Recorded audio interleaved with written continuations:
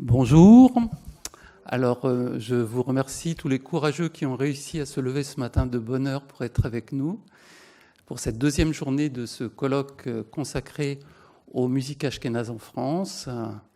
Hier, pour ceux qui étaient là, on a eu une journée longue mais particulièrement passionnante sur la chanson yiddish et les musiques klezmer, qui s'est clôturée par un très beau concert. Donc, si vous n'avez pas pu être là, il y a eu une captation qui a été effectuée et qui sera visible par la suite sur Academ notamment. Et on continue donc notre colloque aujourd'hui avec donc plus profondément, on va se centrer sur les musiques liturgiques ashkénazes, qui sont peut-être moins connues du grand public en tout cas que les musiques que chansons yiddish ou musiques instrumentales klezmer. Et pour cela, donc, nous allons avoir en fait une journée qui va être divisée en plusieurs parties. Le matin, nous aurons en fait une partie historique qui va nous décrire un petit peu d'où viennent ces musiques ashkénazes. Et on va remonter très loin, ce qui n'est pas évident en soi, puisque, comme vous le savez sans doute, un des principaux problèmes dans le domaine musicologique, c'est l'absence de sources écrites, ou très peu de sources écrites, en tout cas de notation musicale, avant le 19e. Il y en a déjà un petit peu avant, mais disons avant le 19e. Donc avant, on s'appuie sur des témoignages, ça demande vraiment des recherches importantes. Et pour cela, bien sûr, nous avons la chance d'avoir Alexandre Serveux, qui fait partie donc du comité qui a organisé ce colloque, et j'ai oublié d'ailleurs de citer, donc c'est pas bien, ce comité, évidemment, Jérôme Clerc, qui représente l'Université Paris-Sorbonne, le laboratoire Eremus, bien sûr Michel Tauber, qui va nous rejoindre, je pense, qui représente l'Université de Strasbourg et l'INALCO, Alice Mazen, qui est docteur en musicologie et qui enseigne à Nice, Alexandre Serveux à ma gauche, qui est également à l'IREMUS, je pense, et moi-même, Hervé Roten, directeur de l'Institut européen des musiques juives. Voilà, donc nous allons accueillir toute la journée des spécialistes de ces musiques liturgiques, spécialistes chacun à leur niveau, pas forcément que des musicologues, parce que ce qui nous intéresse, c'est de parler aussi des pratiques musicales, des pratiques actuelles et de l'avenir de ce rite ashkénaze, qui est un rite tout à fait particulier. Donc ce matin, on commence par une partie plutôt historique sur donc l'histoire de ce rite ashkénaze, d'où il vient. Ensuite, on aura donc en deuxième partie de cette première session, donc Gérard Ganvert qui nous parlera vraiment du rite ashkénaze à partir de la période dite consistoriale, c'est-à-dire l'émancipation des Juifs de France, en gros 1806-1808, et moi je prendrai la suite à partir de 1874, notamment autour donc de la construction et l'inauguration de la grande synagogue de la Victoire, qui est un peu un des lieux emblématiques de ce rite ashkénaze. Et puis s'en suivra une seconde session. Alors il y aura une pause, ça vous permettra d'aller boire un café, d'éviter d'avoir trop mal à la tête, mais ne vous inquiétez pas, il y aura quand même de la musique à entendre et on va faire ça cool. Donc après, on aura une partie un tout petit peu plus technique, mais pour décrire plus précisément les spécificités de ces musiques liturgiques ashkénazes, notamment donc ce qu'on appelle le noussar. Alors je vous laisserai découvrir ce que c'est, mais en gros, c'est ce qui fait les caractéristiques de ce rite particulier. Et puis une présentation, bien sûr, par Judith Frigesi des différents courants, parce que j'ai parlé du courant ashkénaze consistorial français, mais il y a évidemment aussi en France des gens qui pratiquent cette liturgie et qui viennent d'Europe de l'Est, donc un rite sphare Pauline, et puis bien sûr le racidisme avec différents mouvements qui en France sont actifs et donc ont également une pratique de ces musiques ashkénazes. Voilà pour le matin, ça sera déjà bien rempli. Et pour l'après-midi, donc vous aurez une large pause pour déjeuner. L'après-midi, nous aurons deux tables rondes, donc une pour parler plus spécifiquement pour parler de la spécificité de chacun de ces traditions ashkénazes, donc entre les traditions consistoriales, les traditions aussi libérales, faut pas les oublier, les traditions chassidiques et autres. Donc, ça sera une première table ronde. Et la deuxième table ronde sera consacrée à une question aujourd'hui assez cruciale, c'est sur la transmission et l'avenir ou le devenir de ces rites ashkénazes. Où est-ce qu'on en est aujourd'hui, comment il se transmet, les problématiques, voilà. Et cela se conclura en beauté ce soir, donc à 20h, avec un superbe concert à la synagogue de la rue Copernic, auquel je vous invite bien sûr à venir, parce que vous aurez la chance de pouvoir écouter dans ce concert les grands airs de l'année liturgique ashkénaze. Donc vous aurez c'est pas une vision, mais une audition, une vision auditive de tout ce qui fait la saveur de ces musiques dans un concert. Et ce sera à 20h à la synagogue de la rue Copernic. Il reste encore des places, donc vous pourrez les acheter sur place. Eh bien, écoutez, je pense que j'ai assez parlé, et donc je vais laisser la parole à mon collègue et néanmoins ami, comme on dit à chaque fois, Alexandre Serveux. Merci beaucoup Hervé pour la présentation. Pour celles et ceux d'entre vous qui n'auraient pas l'exemplaire papier du programme, si vous le souhaitez, vous pouvez, comme on dit, flasher ce QR code pour l'avoir directement sur votre téléphone. Je vous laisse un instant. La deuxième journée de ce colloque consacré aux traditions musicales ashkénazes en France porte, comme Hervé l'a dit, sur la musique liturgique.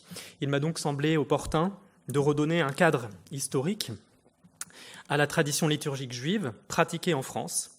La présentation que je propose aujourd'hui portera sur un rite spécifique pratiqué en France jusqu'au XIVe siècle. Et je vous proposerai également en épilogue quelques remarques sur l'enracinement de ce rite dans le nord de l'Italie, pour voir la manière dont il a été pratiqué jusque dans les années 1950. S'il fallait prendre quelques précautions pour justifier la présence et la légitimité d'une intervention sur la liturgie dans un contexte musicologique et ethnomusicologique, tel que le contexte qui nous rassemble aujourd'hui, peut-être serait-il pertinent de mentionner les travaux d'Abraham Tzvi Idelson, qui ont déjà été évoqués hier. Né en Lettonie, Idelson était destiné dans son jeune âge à devenir chazan. Il part ensuite étudier la musicologie à Berlin et Leipzig, puis émigre à Johannesburg, où il sera à la fois chazan et musicologue. Idelson est en quelque sorte le pionnier de la musicologie juive et l'auteur à la fois de Jewish Music in its Historical Development, donc la musique juive dans son développement historique, paru en 1929, et de Jewish Liturgy and its Development, paru en 1932, donc la liturgie juive et son développement. En réalité, la littérature rabbinique, dès le Moyen-Âge, révèle que la liturgie est un domaine privilégié du chazan, dans la mesure où, historiquement, le chazan est le spécialiste de la liturgie et des développements propres aux différentes occasions du calendrier liturgique. Le chazan connaît la poésie paraliturgique, le répertoire des piyutim. Il est garant de la transmission des textes, de leur interprétation, et garant de la bonne compréhension des textes liturgiques. Cela est d'autant plus vrai que durant une grande partie du Moyen-Âge, le recours au support écrit est rare. Il faut considérer plutôt que la généralisation du codex, donc le livre tel qu'on le connaît, cette génération progressive à partir du IXe siècle est en réalité un facteur de normalisation. Ce codex se développe toutefois parce que les textes se complexifient, sont développés, et bientôt ce support est nécessaire. Nécessairement, ce support fixera et cristallisera les rites et leurs spécificités en tentant de restituer ces textes. Par exemple, une des spécificités du judaïsme de France du Nord et de la vallée du Rhin, autour des XIe, XIIe siècles, est la composition et le commentaire des piyutim, donc, dont j'ai parlé à l'instant. Piyutim étant un nom générique donné aux poèmes paraliturgiques qui émaillent la liturgie à différents endroits. Par exemple, ce sont des poèmes qui sont composés autour du Yotzer, une des bénédictions du schéma, ou de la Kedushta, l'une des bénédictions de la Hamida. Ces piyutim comprennent aussi des poèmes pénitentiels, comme les slichot, récités entre Rosh Hashanah et Yom Kippour, et les kinot, récités le 9 Av. J'ai aussi parlé de commentaires des piyutim, qui est un genre exégétique suscité par la complexité croissante du langage poétique de ces piyutim, qui en a rendu l'explication nécessaire. Eh bien, cocorico, ce genre a été inauguré par un savant français du XIe siècle, Menachem ben Chelbo, et ce genre a également été porté par Salomon de Troie, plus connu sous le nom de Rachi, le fameux champenois, et c'est peut-être un des aspects les moins connus de son œuvre. Dans cet esprit, cette présentation propose, dans un temps limité, de montrer les origines du rite français, de mettre en lumière ses différences et ses ressemblances avec d'autres liturgies. L'autre objectif de cette présentation sera de situer le rite français dans la perspective de la musicologie. Et pour cela, j'esquisserai un double mouvement. Le premier mouvement partira des manuscrits et montrera comment leur étude nourrit la réflexion musicologique. Et dans l'épilogue de cette communication, j'esquisserai un second mouvement partant d'enregistrements musicaux pour remonter vers les sources manuscrites. Une idée un peu moins floue du rite et du chant juif en France du Nord au Moyen-Âge devrait alors se dessiner à la croisée des chemins.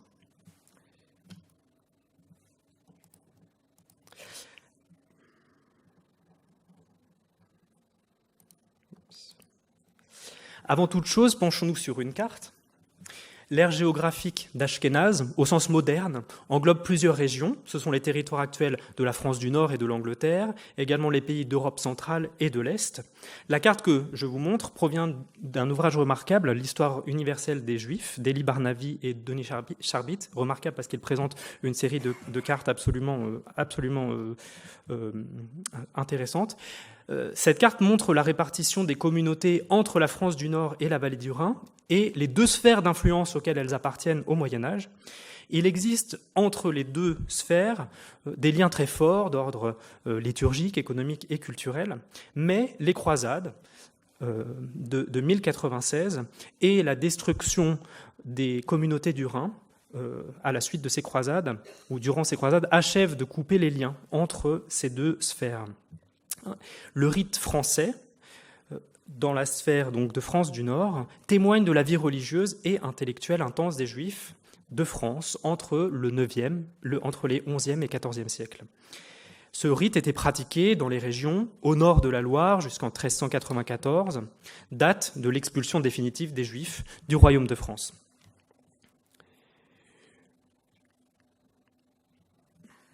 Les spécialistes nomment ce rite français de manière différente. Léopold Zuntz, le premier à s'y être intéressé au mi-temps du XIXe siècle, l'appelle français.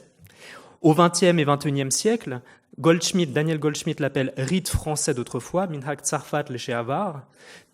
Stéphane Reif le nomme Old French. Colette Sirat, vieux français.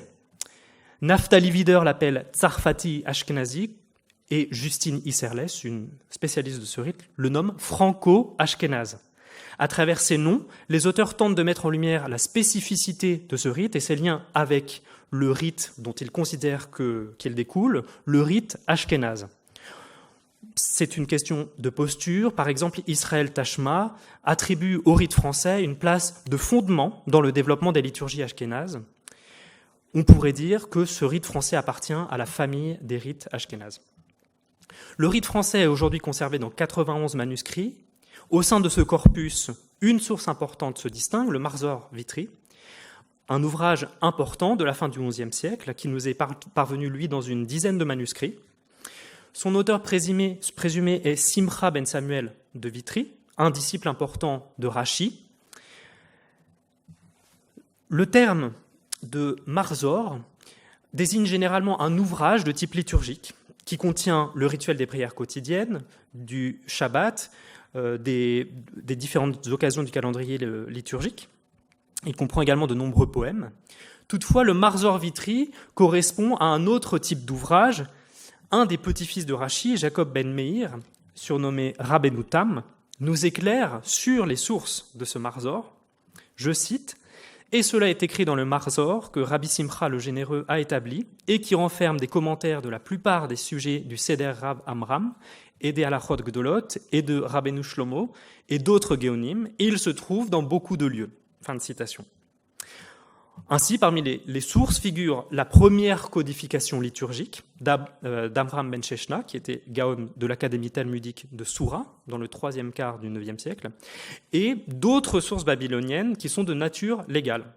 Et en effet, en ouvrant les manuscrits du Marzor Vitry, on constate qu'ils contiennent des lois relatives à la liturgie quotidienne, aux fêtes, et des lois relatives à la pratique religieuse, à la vie quotidienne, comme celle du deuil, de la circoncision, des fiançailles, du mariage, etc. En outre, le Marzor Vitry répertorie des formulaires de contrats juridiques avec leurs lois et leurs coutumes locales, qu'on appelle les minhagim. Pour cette raison, pour ce mélange, cette combinaison de différents textes, Justine Isserles définit le Marzor Vitry comme un ouvrage de type liturgico-légal. Le rite vieux français a de nombreuses influences et d'après les manuscrits, on constate qu'il varie d'une communauté à l'autre. À l'époque de Rachi, la formulation du livre de prière doit au moins autant à l'Espagne et à la Provence qu'à l'Italie. Pour le spécialiste de la liturgie, Stéphane Reif, les influences ibériques et provençales sont étroitement liées au monde islamique et à la tradition babylonienne, et elles ont été un élément précoce dans la formation du rite français. Je laisse de côté le développement du rite provençal, mais les manuscrits qui nous en sont parvenus montrent qu'il a lui aussi ses propres spécificités distinctes du rite pratiqué plus au nord. Le syncrétisme du rite français s'observe à l'échelle du corpus des manuscrits du Marzor Vitry. Par exemple, et je projette une image à l'écran, l'exemplaire conservé à Florence contient un passage du rite romain intégré au début de la Hamida du vendredi soir. Ce passage de la Hamida est attesté dans la tradition babylonienne, spécifiquement on le retrouve dans le Seder de Rav Amram Gaon, mais après les 9e, 10e siècles, il ne se retrouve plus que dans quelques sources ashkénazes et dans le rite romain. Et d'ailleurs, on le retrouve toujours à notre époque, ou en l'occurrence ici dans le rituel compilé par le rabbin David Prato. Donc ce passage qu'on retrouve dans le Marzor de Vitry, qu'on retrouve ici dans la Hamida du vendredi soir du rite romain. En outre, et pour complexifier encore les choses, le manuscrit de Florence, celui dont je vous ai montré l'image ici, est vraisemblablement provençal, il a été copié en Provence, il contient d'ailleurs un chant en judéo-français, mais plus qu'une synthèse liturgique, il semble que le scribe qu'il a compilé rassemble des traditions diverses que lui-même connaissait et pratiquait. Un autre exemple de syncrétisme culturel à l'œuvre dans le Marzor Vitry a été soulevé par Justine Isserles dans un des manuscrits les plus anciens, ex-Sasson 535, je dis ex puisque le manuscrit est désormais dans une collection privée, donc exemplaire du Marzor de Vitry daté du XIIe siècle. Dans cette copie, il se trouve deux mots d'arabe, laus bi'asal, qui signifient des amandes au miel. Ces deux seuls mots arabes, dans un contexte culturel de France du Nord, ces deux mots arabes symbolisent la réceptivité des sages de France du Nord à de nombreuses sources, ce qui a probablement contribué à leur grande créativité intellectuelle. Et plus qu'une connaissance de l'arabe, ces mots témoignent plutôt d'emprunts faits aux œuvres de grammairiens séfarades et qui circulaient dans la diaspora. Grammairiens séfarades, par exemple, du Xe siècle, comme le dictionnaire de Menachem ibn Sarouk. De la sorte, il n'est pas rare de trouver d'autres termes arabes dans les commentaires bibliques de France du Nord. Créativité et syncrétisme ne signifiaient pas néanmoins que le rite français change au gré du vent. Disons que les manuscrits en reflètent différents états, déterminés à la fois par la formulation des prières et par l'usage, le minhag, propre à chaque communauté. De la sorte, des éléments cristallisent qui distinguent les rites français et de la vallée du Rhin. Ces éléments, on les observe notamment à travers l'ordre des mots ou par l'utilisation de versets bibliques. On les retrouve aussi dans le choix de la phraséologie, c'est-à-dire la manière de formuler, et aussi dans le degré de dépendance à l'égard des formules babyloniennes standardisées qui ont été transmises, notamment dans le Seder Rav Amram dont j'ai parlé il y a un instant. Une comparaison des nombreux manuscrits anciens provenant de la France du Nord et des communautés allemandes révèlent des distinctions nombreuses et importantes. En fin de matinée, Judith Fréguesi nous parlera de la signification musicale du Nusach, Hervé l'a évoqué. Du point de vue de la liturgie médiévale, le terme Nusach rend plutôt compte de la formulation des prières et de leurs éventuelles variantes. Léopold Zunz, encore lui, fut le premier à pointer ces différences entre les rites français et rhénans. D'autres, comme Goldschmidt, Tachma, Naftali Wider, les présentent dans leurs différentes éditions de textes de France du Nord ou de textes ashkénazes en général, et ils discutent ces différentes variations. Il y en a de très très nombreux, enfin il y en a beaucoup. Je donnerai simplement quelques exemples. Comme c'est à peu près l'heure de la prière du matin, je me suis dit que j'allais donner des exemples qui proviennent de la prière du matin. Donc notons par exemple que dans le Baruch She'amar, un passage des versets de louange, les psoukés des Imra qui sont lus avant l'office du matin, on retrouve une variante française, Befé Amo, donc Befé Amo avec P-He, au lieu de Befi Amo, qui est plus courant, Hamehoulal Befi Amo. Et donc cette variante française, Befé Amo, est majoritaire dans les sources françaises à partir du XIIIe siècle. Autre exemple qui révèle peut-être une variante qui est de l'ordre de la glose, la deuxième bénédiction du matin qui suit celle de la purification des mains dans laquelle on remercie Dieu d'avoir créé l'homme. Cette deuxième bénédiction se termine par I efshar leitkayem velamod lefanecha. Il serait impossible de subsister, de se maintenir devant toi. Après cette formulation, les manuscrits français ajoutent « Afilu sha'achat » ne serait-ce qu'une heure. Un autre exemple, un dernier exemple, que j'aime bien, parmi les Birkot HaShachar, donc une série de bénédictions récitées le matin, bénédiction de l'Éternel pour ses œuvres et ses bienfaits, on trouve une bénédiction particulière dans les rituels de France du Nord. « Béni sois-tu, Éternel, notre Dieu, roi de l'univers, Shelo Asani Bour, qui ne m'a pas fait simpler. » Et les tosafistes, donc les savants de France du Nord, expliquent que ce mot de simpler ne rend pas compte... il y a une discussion autour de l'inclusion de cette bénédiction, Loasanibour, dans les Birkot HaShachar, puisque le simplet ne se rend pas compte de la transgression, de ce qu'est le péché. Après avoir survolé la question du rite, j'en viens au second aspect promis par le titre de cette présentation, le chant. Faute de musique notée, en abordant la liturgie juive ancienne, il est possible de considérer la dimension musicale qui s'y dessine en creux. Cette dimension musicale réside dans le caractère performatif de la liturgie, qui se reflète notamment dans les différentes façons de déclamer ou de chanter le texte, dans la scansion et le rythme de la lecture. Ce caractère performatif apparaît aussi à travers des éléments dits paratextuels, des éléments par exemple inscrits dans les marges, éléments qui émaillent le texte des Sidourim. Par exemple, des éléments qui précisent et indiquent la posture, la position du corps, la position des mains, des yeux. Je pense notamment à la prostration, la nefilat panim, où on est prostration complète face contre terre.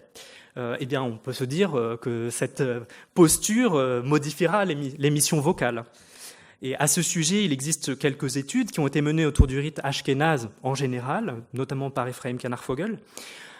Pour ce qui concerne le rite français, la voix est à peu près entièrement libre, et donc les musicologues qui seraient intéressés par des questions de performance practice pourraient tout à fait se pencher sur ces éléments. Il ne faut toutefois pas dénigrer les rares mais très importantes références musicales contenues dans les sources françaises médiévales. 7 chansons comportant la mention d'un timbre mélodique y ont été découvertes, donc des chansons qui ont une sorte d'entête dans lequel on précise que telle chanson doit être chantée sur la mélodie de telle autre. Eh bien, il y a un corpus de 7 chansons, un ensemble de 7 chansons, déjà référencées par David Blondheim en 1926, dans un article intitulé « Contribution à l'étude de la poésie judéo-française », paru dans la Revue des études juives. Ces chansons ont donné lieu à un article passionnant écrit par Colette Sirat, la grande paléographe, entre autres nombreux talents, également coécrit par la musicologue Annie Bossauger et la spécialiste de musique médiévale Brigitte Laine. Un exemple absolument extraordinaire se trouve dans la copie du Marzor Vitry conservée à Londres, daté, lui, de la fin du XIIIe siècle. Le poème en question est Chalfou Tsarim, dont l'auteur précise que le refrain doit être chanté sur l'air de Vadou Vadouva, belle, je vous aime, piessa. Ce texte, donc, qui sonne français, est donné en caractère hébreu. J'indique avec une flèche le début, Zot Benigoun, Vadou Vadouva, donc c'est-à-dire ceci chanté sur l'air de Vadou Vadouva. Raphaël Leveux a fait l'analyse à fond de ce texte hébreu et il précise que Chalfou Tsarim est une kina composée, dit-il, sur un mode protestataire, entre guillemets. On peut même aller un tout petit peu plus loin, peut-être que le mot de protestataire n'est pas assez fort, à regarder une traduction même imprécise comme celle que je vous propose. Les images de ce texte sont en effet très vives. Le ton général rappelle, donc image très vive, les ennemis ont dégainé leur épée, leur cœur même, ils y ont caché des pensées inavouables, ils ont détruit des villes entières en persécutant les pauvres, qu'on leur ouvre le ventre, ils tendent leurs arcs pour abattre ceux qui leur résistent, ils dressent des pièges inserts, ils transpercent de leur épée ceux qui sont plus précieux que l'or, ils les ont fendus jusqu'au cœur, etc. Le ton général rappelle le registre des élégies inspirées par les pogroms, dont la fameuse élégie de Troyes, composée en mémoire de 13 juifs brûlés vifs le vendredi saint de l'année 1288. Je propose d'écouter juste le début de ce poème.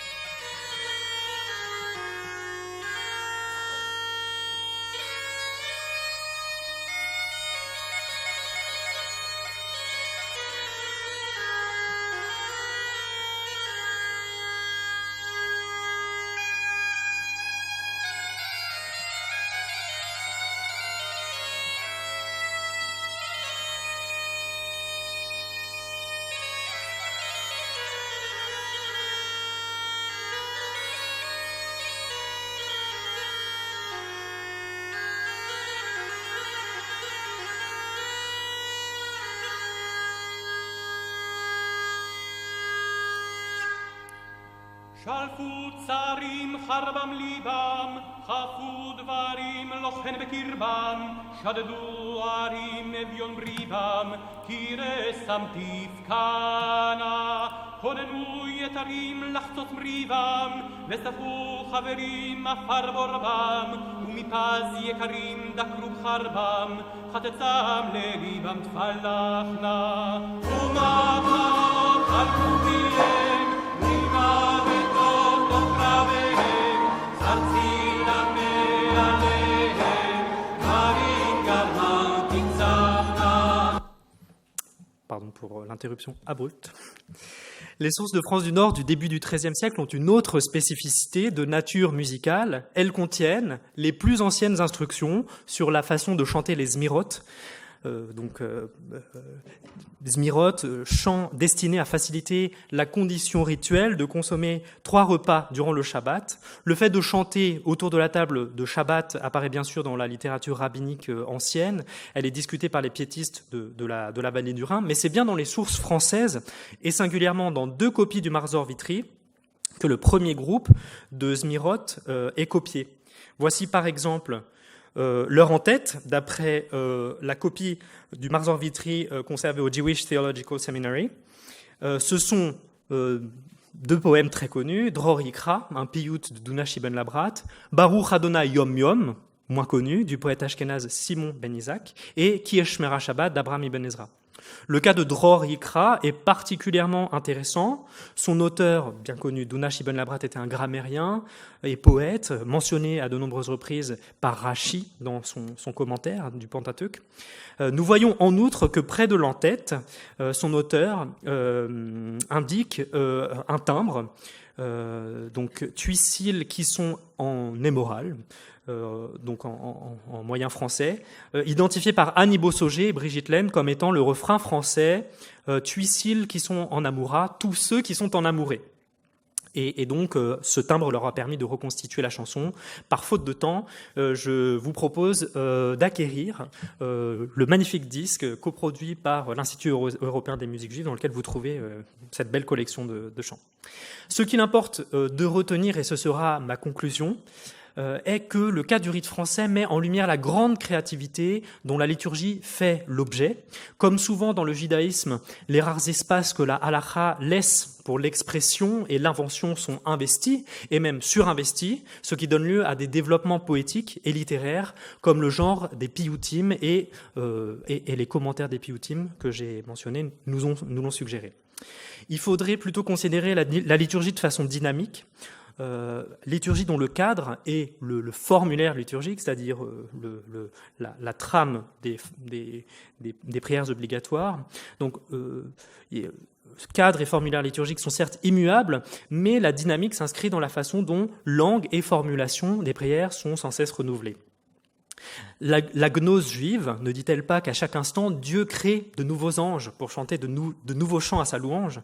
En se penchant sur chacun des livres de prière, on se rend compte qu'ils reflètent en quelque sorte un état de la liturgie. Ils expriment le noussach et le minhag de chaque communauté, bien loin de l'idée de fixité, de normalisation que la simple étiquette d'Ashkénaze tend à suggérer. Malheureusement, voilà, j'ai trop parlé, l'épilogue sera pour une prochaine fois, mais sachez que, en 3 mots, ce rite français a en quelque sorte survécu à travers la liturgie de familles juives qui se sont, après l'expulsion de 1394, fixées dans le Piémont, dans 3 villes, Asti, Fossano et Moncalvo.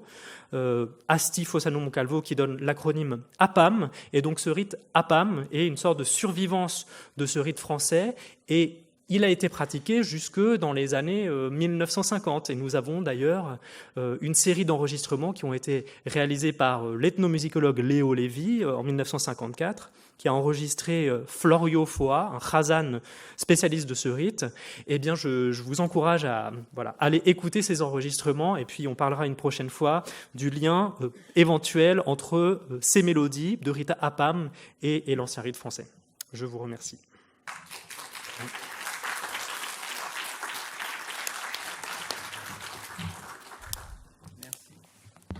Merci beaucoup, Alexandre, d'arriver à respecter les délais, nous faire parcourir autant de siècles et avec autant d'érudition nous donne envie d'aller en savoir plus.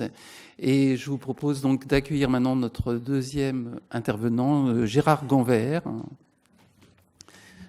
qui va s'installer. Alors Gérard Ganvert donc est docteur en histoire de la musique et musicologie de l'université Paris-Sorbonne. Je le laisse préparer son PowerPoint. Et donc il va nous parler donc de la musique synagogale à Paris à l'époque du premier temple consistorial. Alors comme on l'a dit, et c'est toute la difficulté, avant vraiment l'émancipation des Juifs de France, on a relativement peu de témoignages écrits, encore moins de notations musicales qui nous permettent d'attester de ce à quoi ressemblaient les musiques ashkénazes chantées, et toutes les musiques juives en général. Cependant, le temps que Gérard s'installe, si je peux faire juste une parenthèse par rapport à la journée d'hier, les quelques exemples, en tout cas l'exemple musical que nous a fait entendre Alexandre, nous montre à quel point finalement ces musiques sont adaptées à leur époque et à leur contexte. Quand on entend donc ces chants de trouvères repris par les communautés juives au XIIIe siècle, on est tout à fait dans la musique de notre temps. Et ça vient, je pense, utilement compléter la discussion qui a eu lieu hier au musée sur finalement l'évolution de la musique klezmer, de la chanson yiddish. Voilà, ça apporte quelque chose sur finalement à la fois l'intemporalité des musiques juives et leur terrible temporalité, puisque finalement les communautés juives sont intégrées à leur époque et à leur sphère géographique. Donc je laisse la parole maintenant à Gérard Ganvert. Merci Hervé. Tout d'abord, je tiens à remercier les organisatrices et les organisateurs de ce colloque, plus qu'intéressant et qui pose un jalon dans l'histoire des musiques juives, on va dire, puisqu'il n'y avait rien eu depuis 1957, tu l'as rappelé hier avec Léon Elghazi. Alors, je regarde simplement comment fonctionne le système. Voilà. Alors, vous voyez apparaître un intitulé qui respire le sujet de thèse. C'est normal, c'est un sujet de thèse. Alors, comme tous les sujets de thèse, c'est évidemment un point final rédigé à la fin de plusieurs années de recherche. De quoi s'agit-il ? Il y a environ un demi-siècle, à la fin des années 70, jeune étudiant sorbonnard, je venais de soutenir une maîtrise spécialisée de musicologie, un DEA, axé sur les musiques juives parisiennes.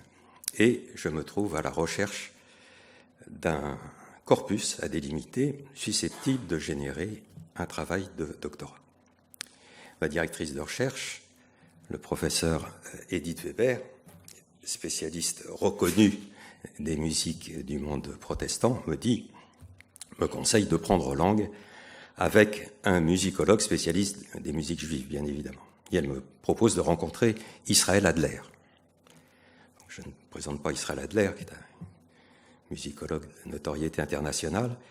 Donc je vais rencontrer, jeune étudiant, Israël Adler, et un peu intimidé quand même, et je lui explique que je suis à la recherche d'un sujet de thèse. Et lui me dit, compte tenu de ce que vous avez déjà fait, voilà où on en est. Alors je vous parle d'un demi-siècle en arrière. Voilà où on en est. On ne sait pas grand-chose sur la période post-napoléonienne. On ne sait pas grand-chose sur la musique synagogale parisienne et particulièrement sur la synagogue consistoriale. Excusez-moi. Voilà. Et on ne sait pas grand-chose sur le personnage d'Israël Lovi. Alors, n'étant pas spécialiste ni 19e-iste, évidemment, je suis un peu interloqué, je me dis, je vais travailler dans ce domaine. Alors, je rappelle aux personnes qui ont un âge ici inférieur ou égal à 45 ans qu'il y a un demi-siècle, les conditions de travail n'étaient pas celles d'aujourd'hui. C'est-à-dire qu'on n'avait pas d'informatique domestique, ce qu'on allait appeler quelques mois plus tard, la micro-informatique. Il n'y avait pas d'accès privatif à l'Internet, il n'y avait donc pas de web, et il n'y avait donc pas de recherche numérique. Autrement dit, le travail de recherche obligatoire était fait in situ, dans les différents fonds d'archives, dans les différentes bibliothèques spécialisées. Et comme disait Edith Weber, il fallait faire du tourisme universitaire. Et je termine avec cette parenthèse un peu technique. La frappe de mon tapuscrit de 530 pages n'a pu se faire que sur une machine à écrire. Et une machine à écrire, ça utilise une feuille blanche, un carbone et une feuille pelure. Et quand vous arrivez en bas de votre page et que vous apercevez que votre note de bas de page est un peu trop longue, il faut ressaisir toute la page. Voilà, c'était tout, je ferme la parenthèse. Donc, nous ne sommes plus dans la même époque. Je pense que c'est ça. Voilà. Alors, je commence à travailler, fort des conseils d'Israël Adler, et je me retrouve face à différents domaines, non seulement musicologiques, mais aussi historiques, historiographiques aussi, sociologiques, politiques, religieux, etc. Alors, évidemment, l'émancipation napoléonienne, j'essaye de comprendre ce qu'a fait Napoléon, j'essaye de comprendre la réaction par rapport à la première émancipation qui est celle qui s'est passée par la Constituante. Donc j'essaye de faire vite pour essayer de conserver le temps. S'il y a des questions ultérieures, bien sûr, j'y répondrai. Je suis obligé de travailler sur la Aufklärung et la Haskalah, c'est-à-dire l'influence des Lumières sur ce qui se passe dans les pays germaniques, et notamment sur l'évolution de la liturgie. Je m'aperçois que les communautés, et notamment la communauté parisienne, s'intègrent progressivement entre la Restauration et la Troisième République, en mettant en place, par la prépondérance de la communauté ashkénaze parisienne, en mettant en place un certain nombre de choses. Tout cela sous l'influence très forte des consistoires. Les consistoires, comme aurait dit notre ami Simcha Arom, en tant que juif, tu as toujours besoin de te justifier. Donc à l'époque, le consistoire souhaite mettre en évidence le fait que la communauté juive, et notamment la communauté juive parisienne, peut tout à fait se comparer aux autres cultes et aux cultes chrétiens, bien sûr. Je découvre qu'il y a eu construction et reconstruction d'une synagogue parisienne, avec tout le dossier, dans les archives consistoriales, tout le dossier architectural. Je me rends compte qu'il y a une mise en place d'une musique liturgique qui est évidemment originale, et on va voir comment, et qu'il y a deux vecteurs très importants qui sont les vecteurs de cette mise en place d'une musique liturgique originale. C'est Israël Lovi, dont on ne sait pas grand-chose. Alors moi, vraiment personnellement, je connaissais le nom d'Israël Lovi, mais pas plus que cela. Et je m'aperçois que c'est lui le véritable réformateur de la musique liturgique parisienne. L'autre vecteur, c'est Samuel Nombourg, que tout le monde connaît. Alors pourquoi on le connaît? Parce qu'il y a des traces écrites, comme disait Alexandre. Là, on retrouve véritablement des choses qui ont été publiées et qui font que, évidemment, ça laisse une trace qui n'est pas le cas de Lovi, on le verra. Et je m'aperçois que tout ce monde, c'est-à-dire Lovi et Nombourg notamment, mais pas seulement, est en relation étroite avec le monde musical parisien, et ceci précise l'intégration progressive de la communauté, notamment parisienne, dans la France de cette époque.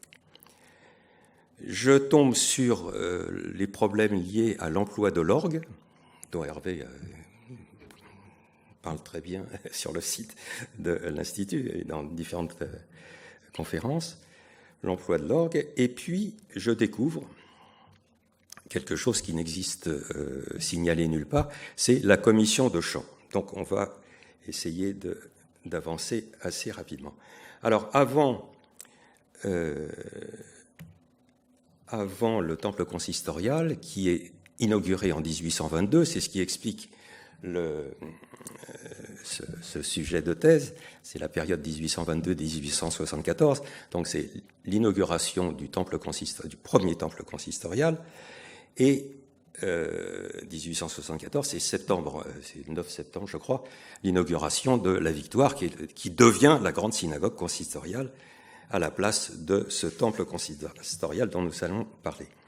Alors, à l'époque, avant 1822, le consistoire qui est déjà installé, on va le voir, fait fermer deux lieux de prière parisiens, la synagogue ashkénaze de la rue du Chaume, c'est l'actuelle rue des Archives, fermée en 1821, et la synagogue dite consistoriale ashkénaze du 47 de la rue Sainte-Avoye, qui est l'actuelle rue du Temple. Et ces deux synagogues ashkénazes seront fermées en 1821. Il faut dire un petit mot des séfarades parisiens, qui représentent à peu près un quart de la communauté, qui ont toujours eu des problèmes d'ailleurs pour trouver des lieux de prière, on en reparlera. Ils arrivent à prier dans un oratoire séfarade de la rue du cimetière Saint-André-des-Arts, qui est l'actuelle rue Sugère, et ils quitteront cet oratoire en 1826. Alors, que se passe-t-il sous le Premier Empire? Évidemment, il y a la mise en place des consistoires, ce qui ne se fait pas facilement. Donc, il y a les consistoires régionaux, et notamment celui de Paris qui va jouer un rôle tout à fait prépondérant, et le consistoire central. Et il y a, comme en sociologie des institutions, à partir du moment où vous mettez deux institutions côte à côte, il va y avoir des problèmes. Alors, que se passe-t-il? Je descends un tout petit peu. Voilà. Sous Napoléon Ier, qui est le Jupiter de l'époque, si vous voulez, Napoléon Ier exige des célébrations dans tous les lieux de culte, célébrations pour toutes les grandes dates de son règne. Et il tient à ce que la musique y soit associés. Alors pour cela, il a une courroie de transmission, c'est le ministre des cultes. Alors nous avons, je fais court là aussi, trois ministres des cultes. Il y a les Portalis, père et fils, le père étant l'un des rédacteurs du Code civil, le fils étant l'aide du père pendant un certain temps, et puis surtout Félix Bigot de Préameneux, qui restera, lui, ministre des cultes jusqu'en 1824, c'est-à-dire jusqu'à la fin du règne de Louis XVIII. Alors, que se passe-t-il en 1809, et notamment le 30 juillet? Napoléon demande au ministre des cultes, donc Bigot de Préameneux, de faire célébrer la victoire de Wagram. Alors, c'est une des dernières victoires de Napoléon. Wagram, c'est au nord-est de Vienne. Et il demande qu'il y ait des prières en action de grâce, simplement. Alors, en quoi ça nous intéresse sur le plan musical? C'est que c'est le témoignage le plus ancien que j'ai trouvé à cette époque de l'emploi d'enfants de chœur. Alors, des enfants de chœur, il faut bien comprendre de quoi il s'agit. C'est ni un chœur structuré à 4 voix ou à voix unique, à voix égale, etc. Ce sont simplement des enfants qui ont une jolie voix et qui accompagnent, en chantant des voix secondaires, qui accompagnent le Razan. Donc ça, c'est le témoignage le plus ancien d'emploi d'enfants de chœur à Paris. Le 15 août, Napoléon a transformé la fête religieuse du 15 août en anniversaire, puisqu'il est né le 15 août, évidemment, 1769. Donc, c'est Jupiter qui continue. Il faut fêter l'anniversaire de Napoléon le 15 août. Et là, nous tombons sur la première grande cérémonie synagogale avec musique. C'est François d'Acosta qui va être l'organisateur de cela. François d'Acosta est un clarinettiste, c'est un séfarade bordelais, qui est né Isaac Franco d'Acosta, qui monte à Paris pour travailler au Conservatoire de Paris et qui organise cette cérémonie importante, qui est la première grande cérémonie parisienne. Il emploie un chanteur qui est non Razan, donc ça c'est complètement révolutionnaire, si j'ose dire. La première fois, il y a quelqu'un qui vient chanter dans la synagogue qui n'est pas Razan. Il y a des enfants de chœur, et puis on utilise pour la première fois des instruments de musique. De quoi s'agit-il? Il s'agit de 2 harpes, et il s'agit d'un piano organisé. Alors qu'est-ce que c'est qu'un piano organisé? C'était une espèce de piano hybride entre piano et clavecin. Et ça marche tellement bien que le consistoire entrevoit la possibilité de créer un poste spécifique, qui est le poste de maître de musique consistorial, justement pour ce François d'Acosta. Bon, ça ne fonctionne pas, mais c'est déjà les prémices de quelque chose qui va se solidifier. Alors, sous la Restauration, c'est important parce que il y a là véritablement un début de l'intégration de la communauté juive parisienne. La charte de 1814, promulguée par Louis XVIII, fait que les ministres des cultes chrétiens seuls sont rémunérés par le Trésor royal. Et nous verrons en quoi ça joue un rôle pour la suite des événements. Alors, cette période est importante pour l'intégration des Juifs français et parisiens en particulier, pour plusieurs raisons. Il y a la création du journal périodique très, très légitimiste, l'Israélite français, écrit en français. L'un des rédacteurs en chef est Élie Halévi, de la famille des Halévi, fromental Halévi, etc. C'est un journal qui est créé pour plusieurs choses. Il demande le non-renouvellement du décret infâme. Le décret infâme, c'est un décret de 1808, édicté par Napoléon, qui était l'instauration d'un régime d'exception pour les Juifs. Il présente, ce journal, l'Israélite français, le souhait d'un nouveau lieu de culte digne de la communauté juive et le souhait d'une nouvelle synagogue à la place de l'actuelle synagogue consistoriale dont je viens de parler, de la rue Sainte-Avoye. Et puis ce journal annonce l'arrivée d'Israël Lovi à Paris. Alors nous verrons de quoi il s'agit.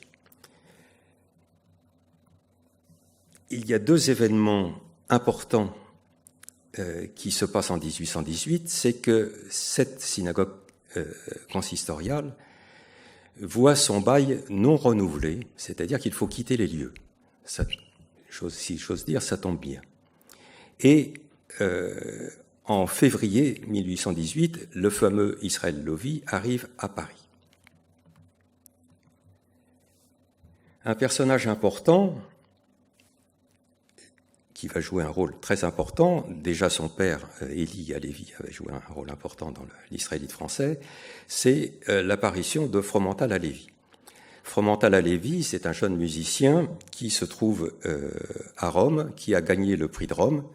Je rappelle que le prix de Rome, c'est quelque chose qui a été inventé, c'est un concours artistique qui a été inventé par Colbert sous Louis XIV en 1663. C'est un concours artistique qui concerne les plasticiens, les peintres et les sculpteurs. Et la musique n'y sera ajoutée dans ce concours artistique qu'en 1803, sous Napoléon, bien sûr. Donc, Fromental Halévy, jeune musicien plein de talent, se trouve hébergé à Rome. Il est déjà, pour se faire un peu d'argent, professeur de solfège au Collège Royal, et c'est l'élève préféré de Cherubini. Cherubini, qui est le surintendant de la musique du roi, et qui sera nommé directeur du Conservatoire de Paris en 1821 jusqu'à sa mort, jusqu'à la mort, non pas du Conservatoire, mais de Cherubini, 1842. Le 14 février 1820 arrive un événement assez dramatique, c'est l'assassinat du fils cadet du futur Charles X, c'est-à-dire le duc de Berry, et encore une fois, Napoléon, roi de transmission, ministre des cultes, il faut bien sûr célébrer cet événement funeste dans tous les lieux de culte français. Donc, Bigot de Préameneu demande qu'il y ait quelque chose à la synagogue consistoriale qui n'était pas encore fermée en 1820.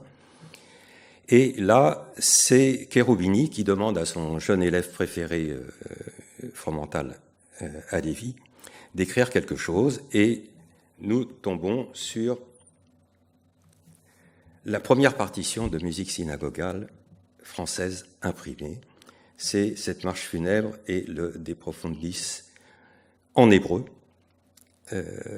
composé par Fromental Halévy.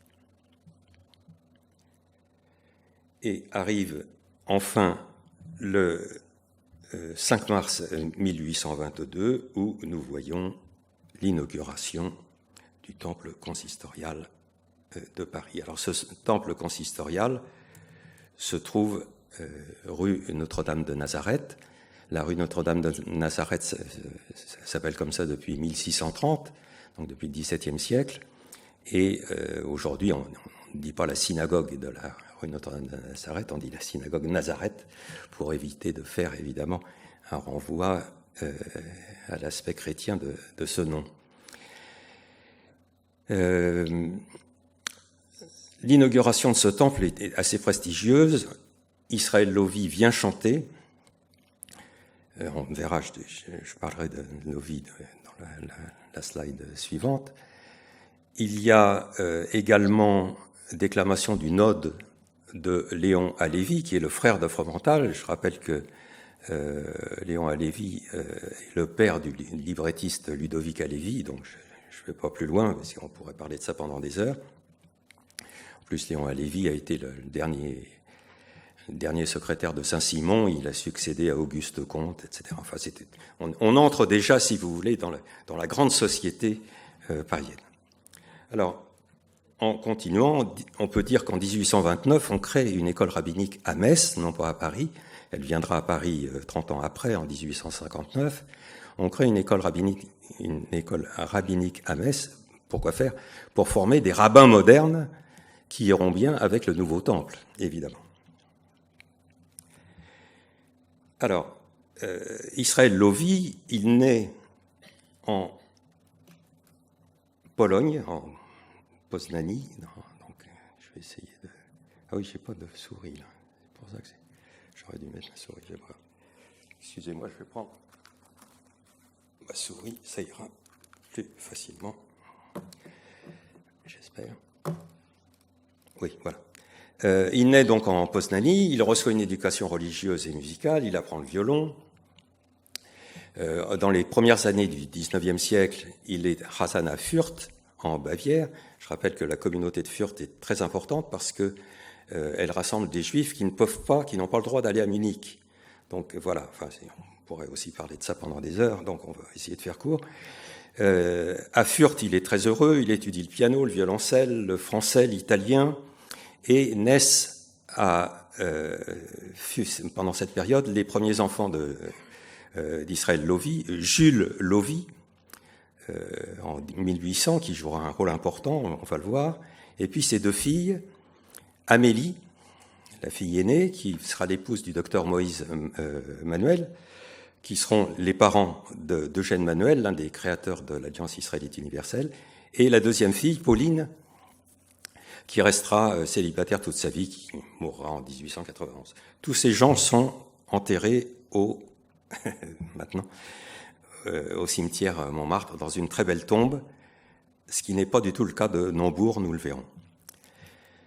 Lovi est impressionné par la création de l'oratorio de Haydn et il commence à chanter, c'est une basse-taille, c'est-à-dire un baryton, il commence à chanter des œuvres de musique savante, Mozart, Haydn, etc. Et il voyage aussi dans le premier quart du XIXe siècle dans les pays germaniques et il chante dans plusieurs synagogues où il est accueilli d'une manière très agréable parce que c'est un grand Chazan et c'est un grand chanteur, c'est une grande voix. Il est nommé chantre à Londres et il passe par Paris en février 1818, précédé donc d'une gloire certaine, et il est invité à chanter à la synagogue consistoriale et dans divers concerts, publics ou privés. Salfavar, il est chez Madame Catalani, la directrice du théâtre italien, etc., etc. Donc, de ce fait, le consistoire dit là, nous avons un grand Chazan, nous avons une grande personnalité, glorieuse, on va l'engager. Il est engagé en mai 18. Il deviendra premier ministre officiant, c'est-à-dire chantre en chef, comme disent les textes de l'époque, du nouveau temple consistorial édifié en 1822. Et nous sommes là dans les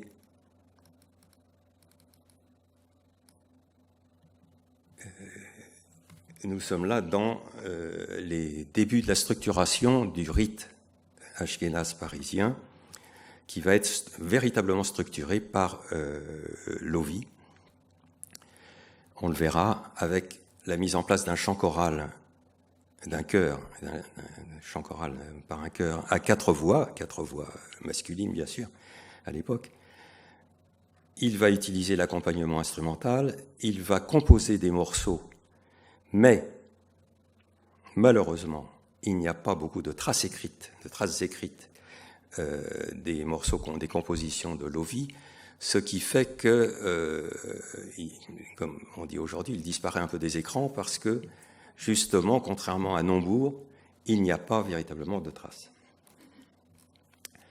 Donc, je termine très rapidement. Sous la monarchie de Juillet, il y a une loi qui permet, complémentaire de la charte, qui permet de prendre en compte les frais des traitements des ministres des cultes israélites, comme on dit à l'époque. Lovi meurt en 1832 et paraît quelque chose qui est fondamental à cette époque, à Vienne, de Salomon Sulzer, Shir Tzion, qui est la première œuvre composée à partir de la liturgie traditionnelle. Cette œuvre est, en matière de propriété intellectuelle, et on en a parlé hier avec le klezmer, est une œuvre composite, c'est-à-dire c'est une œuvre nouvelle qui est créée à partir d'une œuvre préexistante, protégée ou non protégée, là il s'agit de liturgie, mais l'œuvre nouvelle avec une composition musicale sur une œuvre préexistante crée une œuvre dite composite qui est tout à fait protégeable par le droit d'auteur. Je rappelle que le droit d'auteur en France a été créé en 1777 par Beaumarchais. Mais pendant... alors, ça aura une grosse influence sur Nombourg, ça. Nombourg admirait Sulzer et il s'en souviendra. Je fais une découverte dans les archives consistoriales, c'est que entre 1840 et 1844, il y a un jeune choriste, choriste et chef de chœur qui s'appelle Alfred Picard, qui décide de réorganiser l'aspect musical du culte parce que depuis la mort de Lovie, depuis 8 ans, ce chant liturgique au temple est en déclin. Dans le même temps, sont créés 2 périodiques qui vont défendre les 2 tendances de l'époque. Une tendance réformiste modérée, c'est Archives israélites, c'est créé par Samuel Cahen. Samuel Cahen, c'est le premier traducteur en français de la Bible, le premier traducteur juif français de la Bible, qui durera jusqu'en 1935. Et en 1844, c'est l'univers israélite qui est créé par Simon Bloch. Simon Bloch sera ultérieurement secrétaire de l'Alliance israélite universelle, qui représente plutôt les conservateurs. Et j'ai mis l'adoption de l'orgue dans les cérémonies musicales parce que on n'utilise pas l'orgue encore, mais on utilise le poïki-l'orgue, qui est une invention de Cavaillé-Coll, d'Aristide Cavaillé-Coll en 1830, qui est une espèce d'ancêtre de l'harmonium. Et on commence à utiliser cet orgue à partir de 1844, et ça crée un problème, et c'est pour ça que j'ai parlé de la création de ces 2 périodiques, ça crée un problème entre la réforme et les conservateurs, puisque évidemment faut-il avoir recours à l'orgue qui est plutôt attaché au culte chrétien, etc., etc. Donc ça va durer pendant très longtemps, on va faire court. En 1845 arrive à Paris Samuel Nombourg et il fait paraître son premier ouvrage, comme avait fait Sulzer pour Shir Tzion, il fait paraître Zmirot Israël. On n'a pas trop le temps d'en parler, mais voilà. Alors, on va passer, oui, j'essaye de faire vite. Donc, Nombourg, que fait-il ? Qui est-il ? Donc, il naît en Bavière, donc c'est l'Allemagne du Sud. Il arrive à étudier à son époque le chant et la composition à Munich. Il fait un peu œuvre d'ethnomusicologue en recueillant toute la Hasanout traditionnelle de l'Allemagne du Sud. Et il passe aussi par Strasbourg, où il dirige normalement le chœur de la communauté. J'ai vu hier, j'en ai parlé avec Hector Sabot, les archives ont disparu évidemment suite à la dernière guerre, ce qui fait que quand j'ai interrogé le grand rabbin Warszawski, il m'a dit « vous ne trouverez rien sur le passage de Nombourg à Strasbourg ». Et d'après Hector, il y aurait quand même des archives. Donc je suis très content de l'apprendre. Alors, suite à la défection d'Alfred Picard, en 1844, Nombourg voit qu'il peut poser sa candidature à Paris. Il arrive en 1845 à Paris, où le consistoire constate qu'il ne s'agit pas du tout du même personnage qu'Israël Lovie. C'est-à-dire que là, on n'a pas un type qui arrive avec une gloire extraordinaire, qui ne semble pas être un grand chanteur. Et de ce fait, le consistoire délègue Fromental à Lévy et Charles Valentin Alcan pour aller écouter Nombourg, pour savoir si ça vaut le coup si on peut l'engager. Alors, Alcan, je dis un mot sur Alcan. Alcan, c'est certainement l'un des plus grands pianistes français du XIXe siècle, qui a une vie tout à fait particulière. Je vous renvoie à sa biographie, à sa monographie chez Fayard. Enfin voilà, je fais court là aussi. Il est donc engagé en tant qu'officiant chef de chœur le 1er décembre 1845, et il sera ensuite Razan-en-Sgon jusqu'en 1854, et il faudra... Alors pourquoi tout cela? Parce que le poste de Premier ministre officiant est maintenant, donc, comme je l'ai dit, pris en charge par l'État, par le Trésor public, et il faut attendre que le titulaire du poste parte ou décède pour pouvoir le remplacer. Et donc, Nambour ne sera Premier ministre officiant qu'en 1865, ce qui explique un certain nombre de choses aussi. Il entame ses publications synagogales en 1847. Il est nommé professeur de chant liturgique au séminaire, et en 1869, il recevra les palmes d'officier d'académie.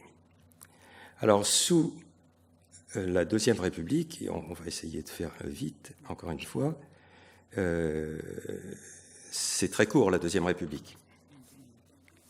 C'est très court, c'est 4 années, et c'est 4 années très importantes pour le judaïsme français, le judaïsme parisien. Et d'abord nommé un ministre, le ministre de la Justice, qui s'appelle Adolphe Crémieux.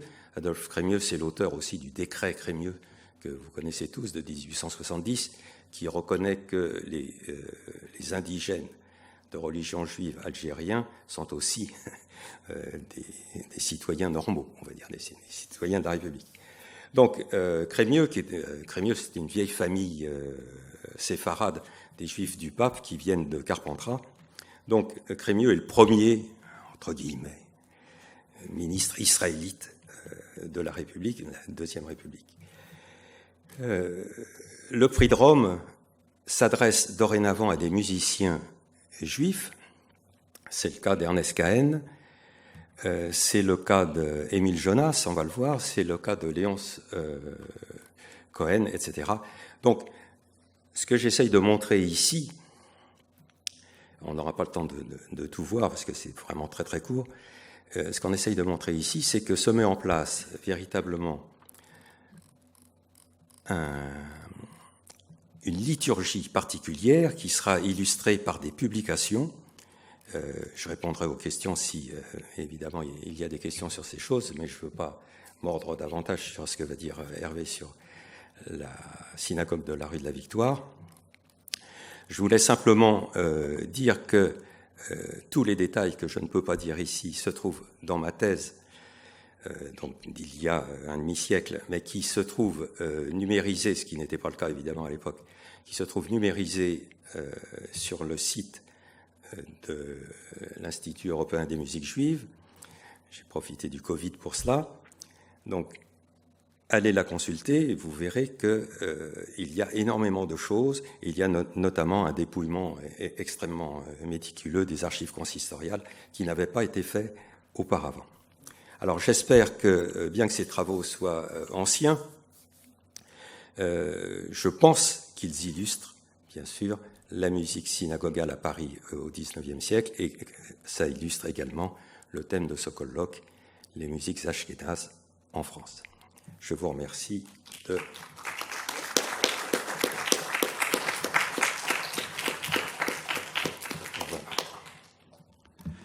Merci beaucoup Gérard. Voilà. Je sais à quel point c'est frustrant parce qu'il y a tellement de choses à dire.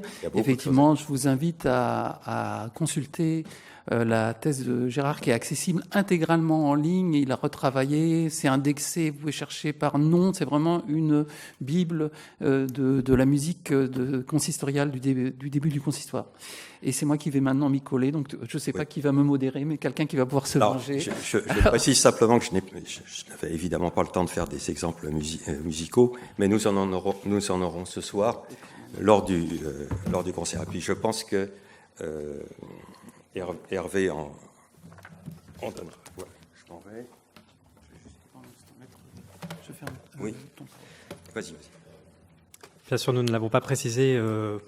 Nous réservons les questions pour la fin de cette session. Nous avons pris un peu de retard, mais voilà, nous allons essayer de le rattraper dans une certaine mesure. Dans une certaine mesure.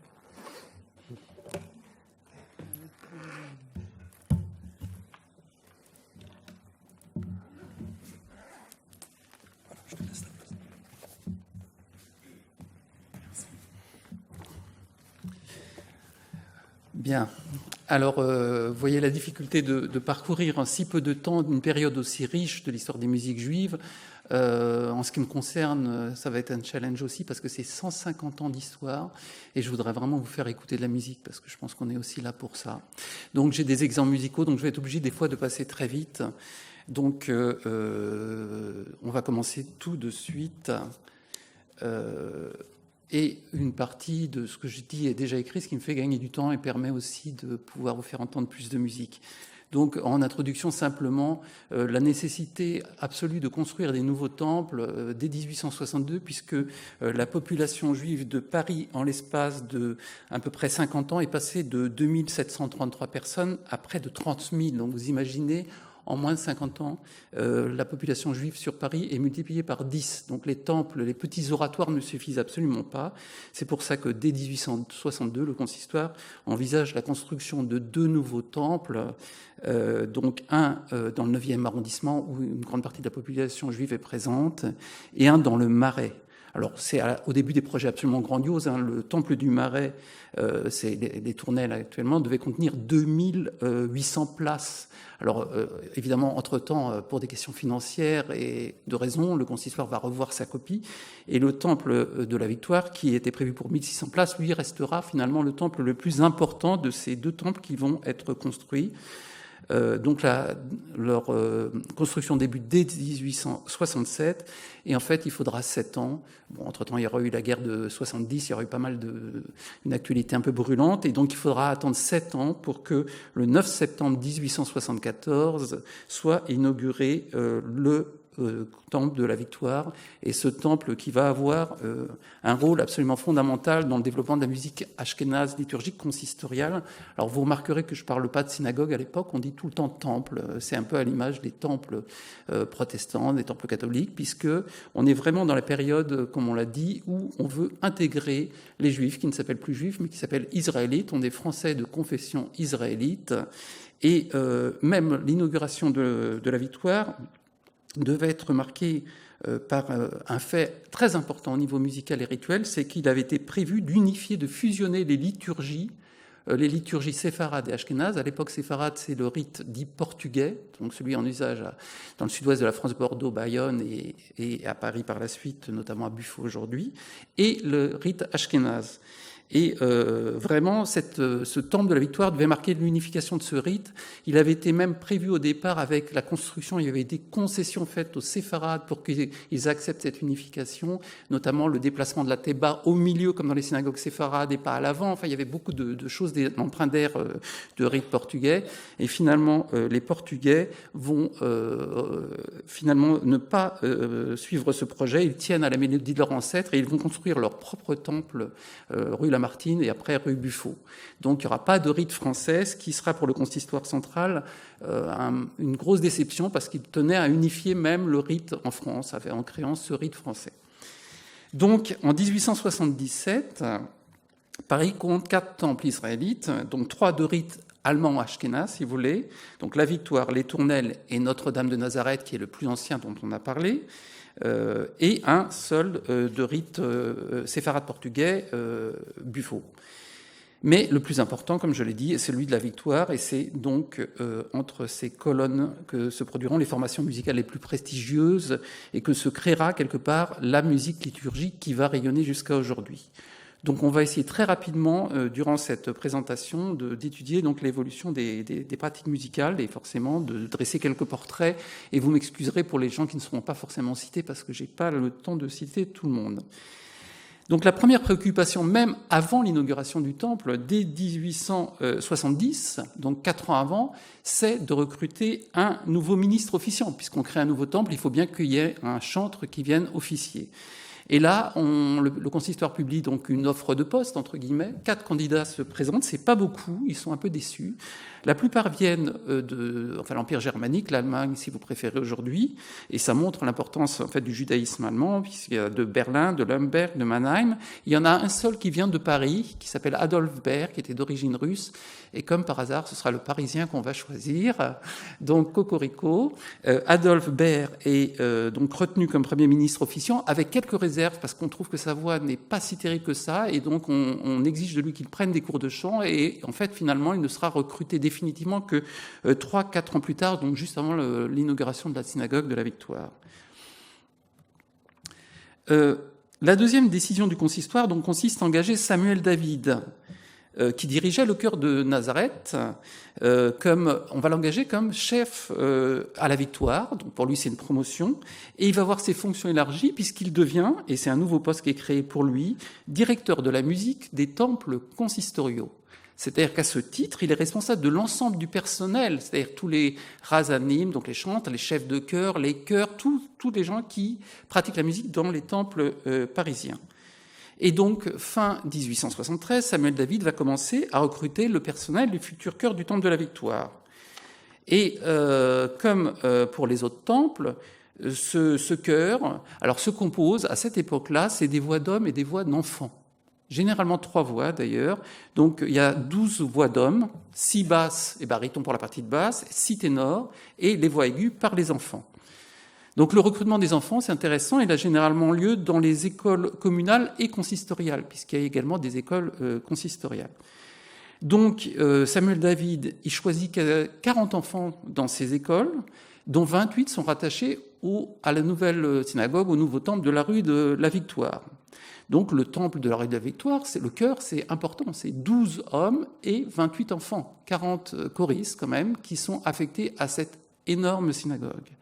À titre de comparaison, à Nazareth, à l'époque, en 73, il n'y avait que 5 choristes et 18 enfants. Donc, vous voyez que rien que ça montre bien l'importance du culte que le consistoire entend mettre en place dans ce nouveau temple, qui sera désormais le lieu de représentation de l'israélitisme français et de sa grandeur.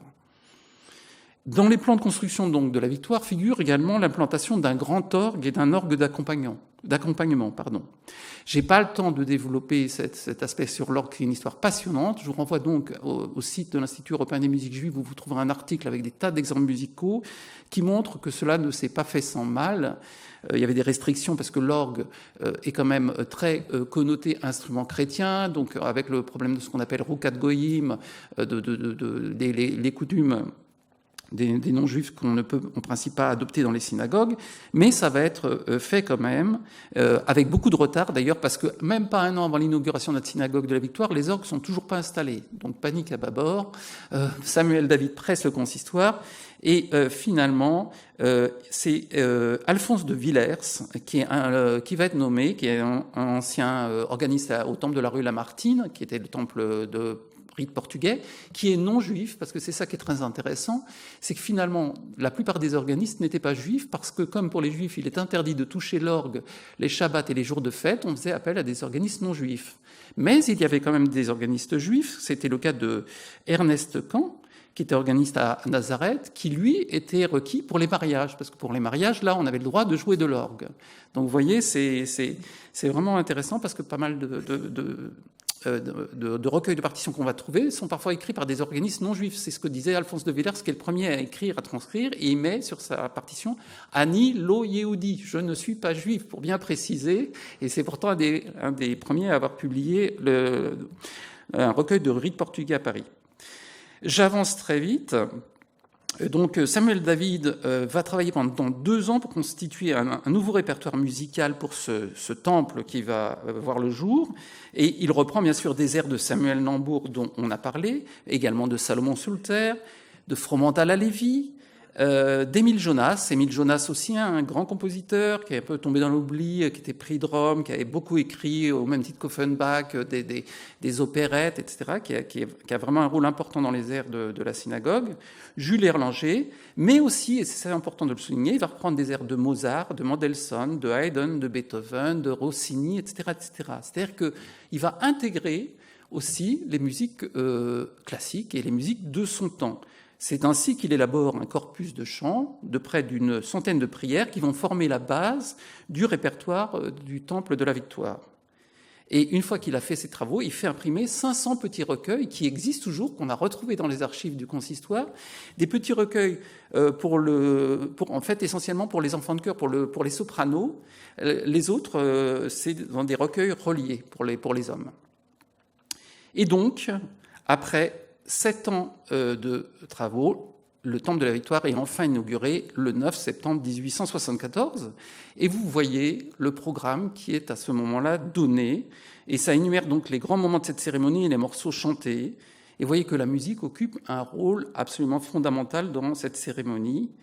Et la commission du chant liturgique, qui voit son rôle conforté, a donc rempli son rôle en réorganisant totalement l'exercice musical du culte. Et en plus, à la solennité des chants, s'ajoute celle des tenues, puisque les choristes, les enfants de chœur, ils portent tous une soutane, une toque et un châle de prière. Donc on est vraiment quand même basé sur le modèle chrétien. Ça, c'est absolument. Donc on va écouter, je vous propose, comme je vous l'ai dit, d'écouter des morceaux. Je serais peut-être obligé de les couper parce que malheureusement, même si j'ai mis 1 minute et demie, j'en ai plusieurs. Donc de ces airs qui sont joués pour cette cérémonie. D'abord le Seouchéarim de Samuel David.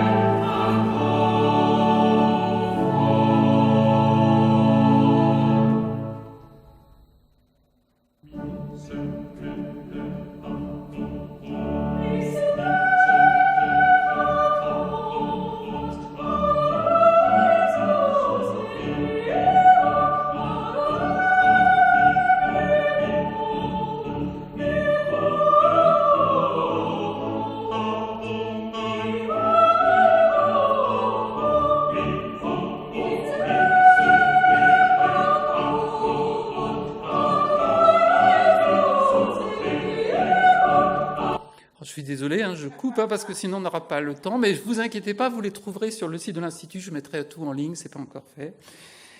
Voilà, deuxième extrait, Fromental à Lévis. On ne peut pas ne pas mettre Fromental à Lévis, puisque c'est un artisan essentiel dans la mise en place de cette liturgie, et il a mis en musique un hallel, un grand hallel, le psaume 118, on va en entendre un extrait.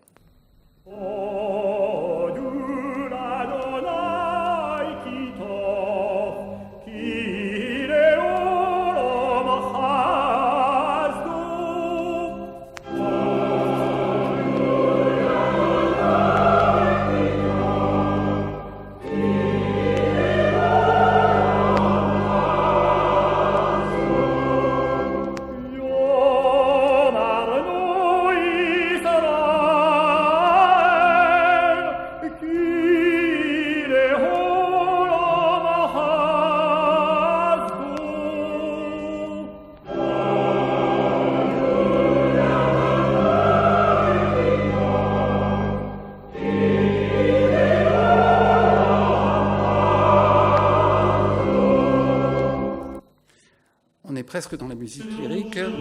Ah pardon, excusez-moi, je passe ça suivant. Ça c'est le problème quand on a deux musiques sur un PowerPoint. Donc là, on évitera ce problème avec le Alléluia comme dernier morceau de Jules Erlanger qui clôturait la cérémonie. Vous voyez la partition dont je parlais dans les petits recueils, c'est bien indiqué. Alléluia, psaume 130 exécuté pour la première fois à l'inauguration du Temple de la Victoire le 9 septembre 1874. On écoute un extrait par le chœur de la synagogue de Luxembourg.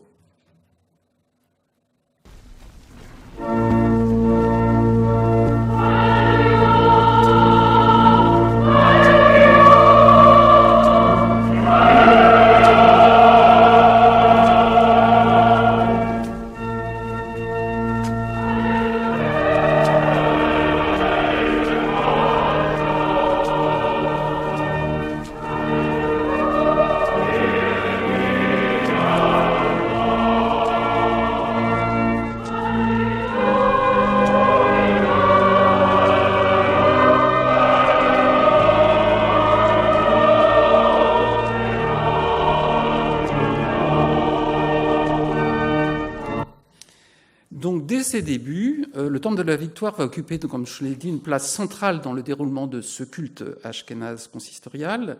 Le culte y est vraiment plus imposant que dans les autres temples, et cela se voit notamment dans le budget qui est consacré, ce qui représente plus de 50% des dépenses du temple, qui est affecté à la musique en particulier. En 1876, donc, la Victoire emploie un ministre officiant, un chef de chœur, 10 choristes, un organiste et 28 enfants de chœur. En 1878, un deuxième ministre officiant y est engagé pour donc seconder Adolphe Bert. Dans le même temps, le chœur d'hommes se réduit à 8 choristes au lieu de 10, le nombre d'enfants restant au nombre de 28. Et puis, ça évolue au fur et à mesure du temps, mais en gros, c'est un peu toujours la même configuration. Le PowerPoint suivant vous montre un peu l'évolution du culte musical de 1875 à 1914 à travers le tableau des mariages, du tarif des mariages. Et vous pouvez y voir que selon la classe de mariage que vous choisissez, parce que le mariage c'est très important dans un temple et notamment pour faire entrer de l'argent, parce que évidemment quand on aime, on ne compte pas, donc on peut choisir sa classe de mariage. Et vous voyez qu'il y a jusqu'à, il y a même 7 classes, il y a une hors classe, ça va depuis un organiste pour les mariages modestes, mais ça peut aller jusqu'au hors-classe qui comporte pas loin de... il y a 94 exécutants, dont 50 enfants. Enfin, vous voyez un petit peu l'importance de la musique à travers ce tableau, qui sera revu d'ailleurs à plusieurs reprises. Encore une fois, toujours dans les archives du consistoire. Tout ça vient des archives du consistoire où j'ai effectué de nombreuses recherches. Donc Samuel David dirige tout ça et il va diriger ça jusqu'à sa mort en 1895. Il sera resté 25 années quand même à la tête donc comme directeur de la musique des temples consistoriaux. Et quand il décède, évidemment, c'est un vrai vide et c'est pas facile de lui trouver un successeur. Il y a un candidat qui se présente, c'est Jules Franck, qui est harpiste soliste à l'Opéra de Paris, qui dirigeait déjà le chœur de Nazareth et qui est nommé donc à la Victoire pour prendre la suite de Samuel David dès la fin de l'année 95. Et il a à faire face à plusieurs difficultés. D'abord, le niveau musical est pas terrible, beaucoup de problèmes aussi. Les choristes sont souvent sous-payés. Vous voyez que pour les artistes, ça change pas beaucoup. Et les enfants, la formation des enfants, elle est lourde, elle nécessite 2 à 3 cours de solfège et de liturgie par semaine, donc beaucoup d'enfants décrochent. Un des rôles de Jules Franck, c'est aussi de veiller aux chants liturgiques qui sont exécutés, non seulement à la Victoire, bien sûr, mais dans les autres temples dont il a la responsabilité, pour surveiller un peu que les autres chefs de chœur n'introduisent pas des morceaux qui ne lui conviennent pas et qui ne conviendraient pas à la solennité de cette liturgie. Et en cette fin de XIXe siècle, il y a un recueil qui fait absolument consensus, c'est le recueil de Samuel David, publié juste à sa mort en 1895, donc vous voyez sur le PowerPoint, donc musique religieuse ancienne dans les temples consistoriaux israélites de Paris, et qui sera complété, et là également, juste avant la mort de Jules Franck en 1920, enfin pas avant la mort, mais à la fin de la carrière de Jules Franck, par le guide de l'officiant, qui sont un peu les 2 ouvrages de référence dans la liturgie à cette époque. Alors, il faut voir que Jules Franck n'a que 37 ans lorsqu'il prend la direction donc, des temples consistoriaux, et il doit gérer donc tout le personnel dont j'ai parlé, et aussi faire face, en se tournant du XXe siècle, à une situation démographique de la population juive qui est en train de changer, puisqu'à la fin du XIXe siècle, on a l'arrivée massive, notamment des Juifs d'Europe de l'Est, qui fuient les pogroms, et la misère des shtetl. Et comme on l'a vu hier, la population juive va considérablement croître et sa configuration, à la fois sociologique mais aussi de l'origine des Juifs, va changer de tout au tout. Et quand ces Juifs arrivent d'Europe de l'Est et qu'ils voient ces grands temples avec l'orgue qui résonne, il n'y a pas encore de femmes qui chantent, ce sont encore des enfants de chœur, mais ça les surprend, voire ça les choque. Donc il y a des demandes sur lesquelles je suis obligé de passer très vite, d'abolir l'orgue, de plus mélanger les femmes et les hommes, pas sur le même niveau, etc., etc. Le consistoire va résister et dira globalement non, on reste comme on est, et ça au moins jusqu'aux années 60. Après, si j'ai le temps, j'en parlerai, mais ça va être juste. Donc, on arrive la Première Guerre mondiale et ses conséquences sur le déroulement musical du culte. Parce que la Première Guerre mondiale, c'est quoi ? C'est l'absence des hommes qui sont mobilisés pour partir au front. C'est l'absence de mariage aussi. Les jeunes hommes, ils sont mobilisés. Donc c'est un effondrement budgétaire pour la plupart de ces temples qui vont vraiment être dans une difficulté certaine. Le service musical est absolument réduit à son plus strict minimum et il est essentiellement maintenu intégralement à la Victoire et un peu dans les autres temples parisiens et quasiment pas dans les temples autour de Paris.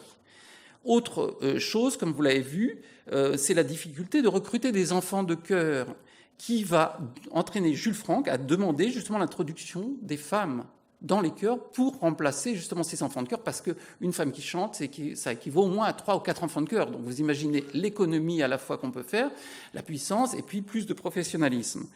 Le consistoire au début est un peu frileux, puis en 1920, finalement, il consent à introduire les femmes, éventuellement, comme c'est marqué, c'est pas une obligation.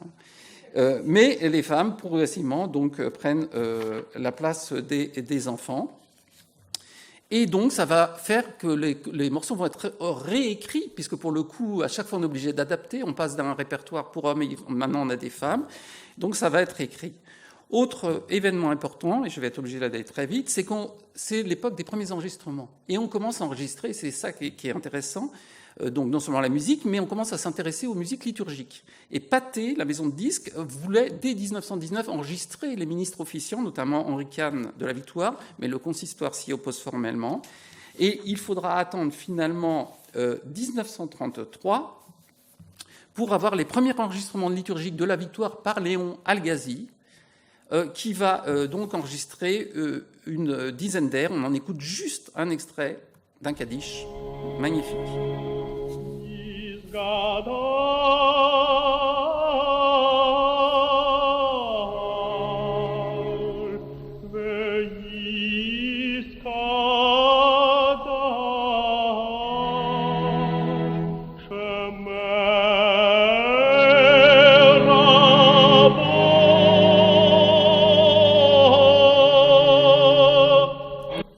On n'aura même pas le Amen, on n'a pas le temps, je suis désolé.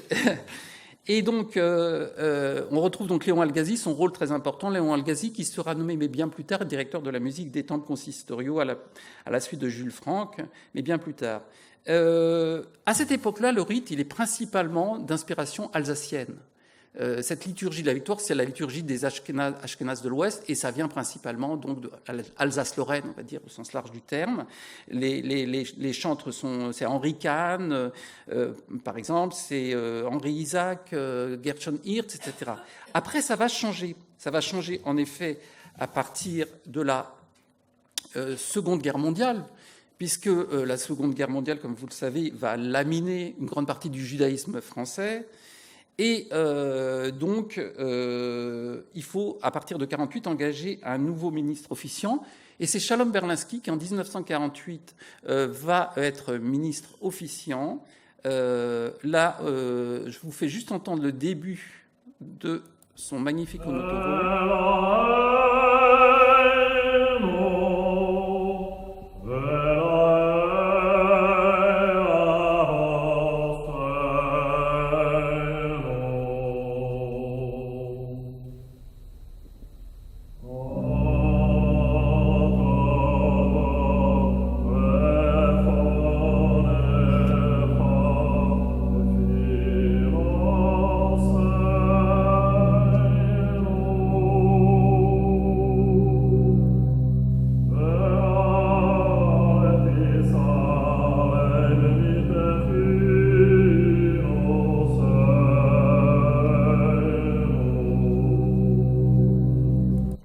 Aussi frustrant, je suis obligé de couper. Et j'ai eu la chance de connaître Shalom Berlinski et de l'avoir enregistré. Et donc, il m'a raconté beaucoup de choses que je n'ai pas le temps de vous dire sur les effectifs, sur la façon dont finalement le culte s'est transformé. Et s'est transformé notamment pourquoi ? Puisque en 1900, avec la création de l'État d'Israël, transformation. Deuxième élément important, c'est on je suis obligé de la passer. Donc, deuxième élément important, c'est le changement sociologique de la communauté juive de France, changement avec notamment l'arrivée donc des Juifs d'Afrique du Nord, arrivés en nombre, qui vont prendre une place massive dans la communauté juive de France et au consistoire, et ce qui va entraîner évidemment des changements dans la liturgie. Et puis, très étonnamment, aussi, en mai 68, alors que la société française manifeste pour plus de liberté, il y a un retour à une forme d'orthodoxie dans le culte, puisqu'il y a des étudiants du Bnei Akiva qui arrivent à la synagogue de la Victoire et qui exigent la fin des chœurs mixtes, la fin de l'orgue, la fin du micro amplifié, la fin de tout ce qui faisait finalement la marque du culte ashkénaze depuis plus d'un siècle. Donc, à ce moment-là, progressivement, donc les femmes ne chanteront plus, le micro sera retiré, enfin ça va s'étaler jusqu'à la fin des années 70. Le chœur décroît. Finalement, il y a de moins en moins de chœurs. Pour des raisons aussi financières, il participe à de moins en moins d'offices. Alors, rassurez-vous, il n'est pas mort. La synagogue de la Victoire est une des rares synagogues à perpétuer encore aujourd'hui, et on en parlera avec notamment cet après-midi Emmanuel Souffan que vous voyez, quelques acteurs derrière vous là, du culte de la Victoire, qui nous parlera aujourd'hui. Elle est toujours chef de chœur, donc il y a toujours un chœur à la Victoire. Alors bien sûr, il y a d'autres chœurs. À Copernic, je vois mon ami Bruno Freitag qui me fait signe, mais c'est vrai. Mais disons que dans beaucoup d'autres synagogues consistoriales, il n'y a plus de chœur, ou de manière très occasionnelle, plus de chœur dans le culte régulier, c'est ça que j'entends. Hein. Voilà, donc je vais m'arrêter là. Simplement, je vais conclure en disant que en 2011, il y a eu un incendie qui s'est déclenché près des archives musicales de la Grande Synagogue de la Victoire. Et heureusement, cet incendie a pu être éteint par les pompiers avant qu'ils n'atteignent et ne détruisent l'ensemble des archives. À ce moment-là, Jacques Canet, le président de la Victoire, s'est dit qu'il fallait absolument faire quelque chose pour ce patrimoine unique. Il a fait appel, et nous en avons été très honorés, à l'Institut européen des musiques juives. Et en l'espace de presque 5 ans de travail acharné, on a pu numériser l'intégralité des archives. Il y a plus de 2000 partitions, les programmes, les noms de tous ceux qui sont passés. Et là, encore une fois, c'est accessible, alors partiellement ou en totalité, ça dépend, sur le site de l'Institut ou sur le catalogue. Et donc, ce qu'on y voit à travers cet exposé très rapide, c'est, en l'espace de 150 ans, les changements qui se sont opérés dans ce rite ashkénaze, finalement. On est parti d'un rite qu'on voulait unifier, d'un israélitisme à la française, à un rite qui, aujourd'hui, devient plus revendiqué, plus identitaire, plus orthodoxe d'une certaine façon, mais qui a su conserver quand même les airs qui ont fait son identité. Simplement, il s'y ajoute parfois quelques airs qui viennent d'Europe de l'Est ou d'Amérique ou d'Israël, mais ce n'est pas la majorité. Voilà, je vous remercie et je suis obligé de m'arrêter là. Merci beaucoup.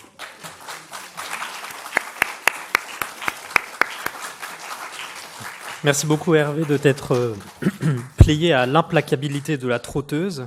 Merci aussi pour ce panorama absolument passionnant et clair de l'évolution du répertoire consistorial depuis 150 ans. C'était un sacré challenge. Je crois que nous avons le temps pour 2 questions avant la pause, qui portent sur l'ensemble de la session de la matinée. Je crois qu'il y a un micro.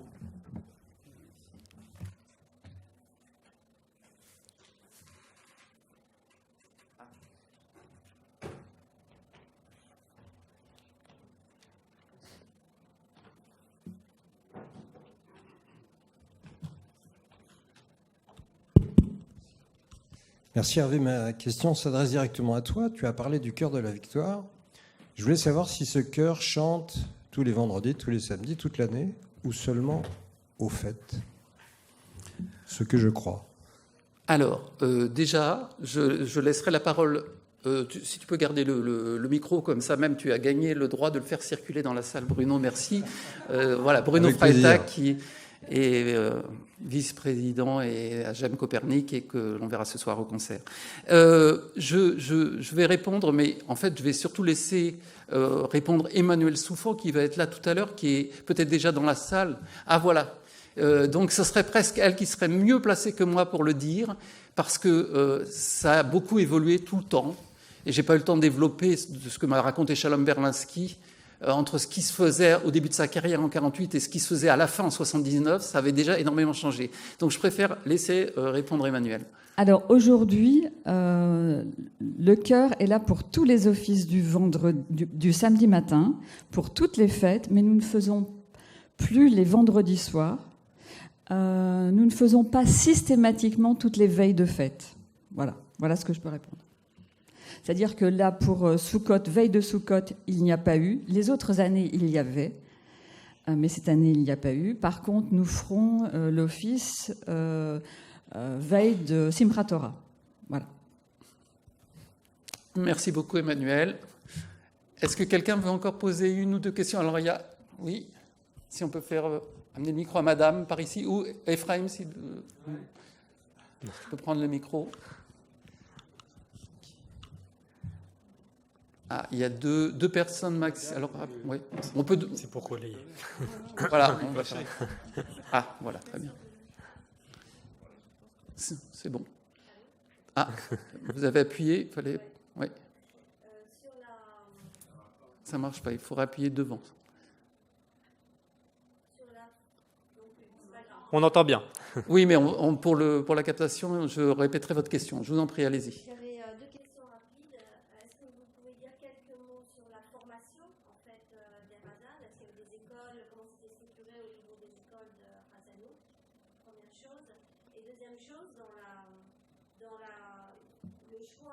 Dans la liturgie pour chaque office, j'ai pu constater qu'effectivement là-bas, il y avait une grande variété d'airs, même pour une même prière ou un même texte de manière générale.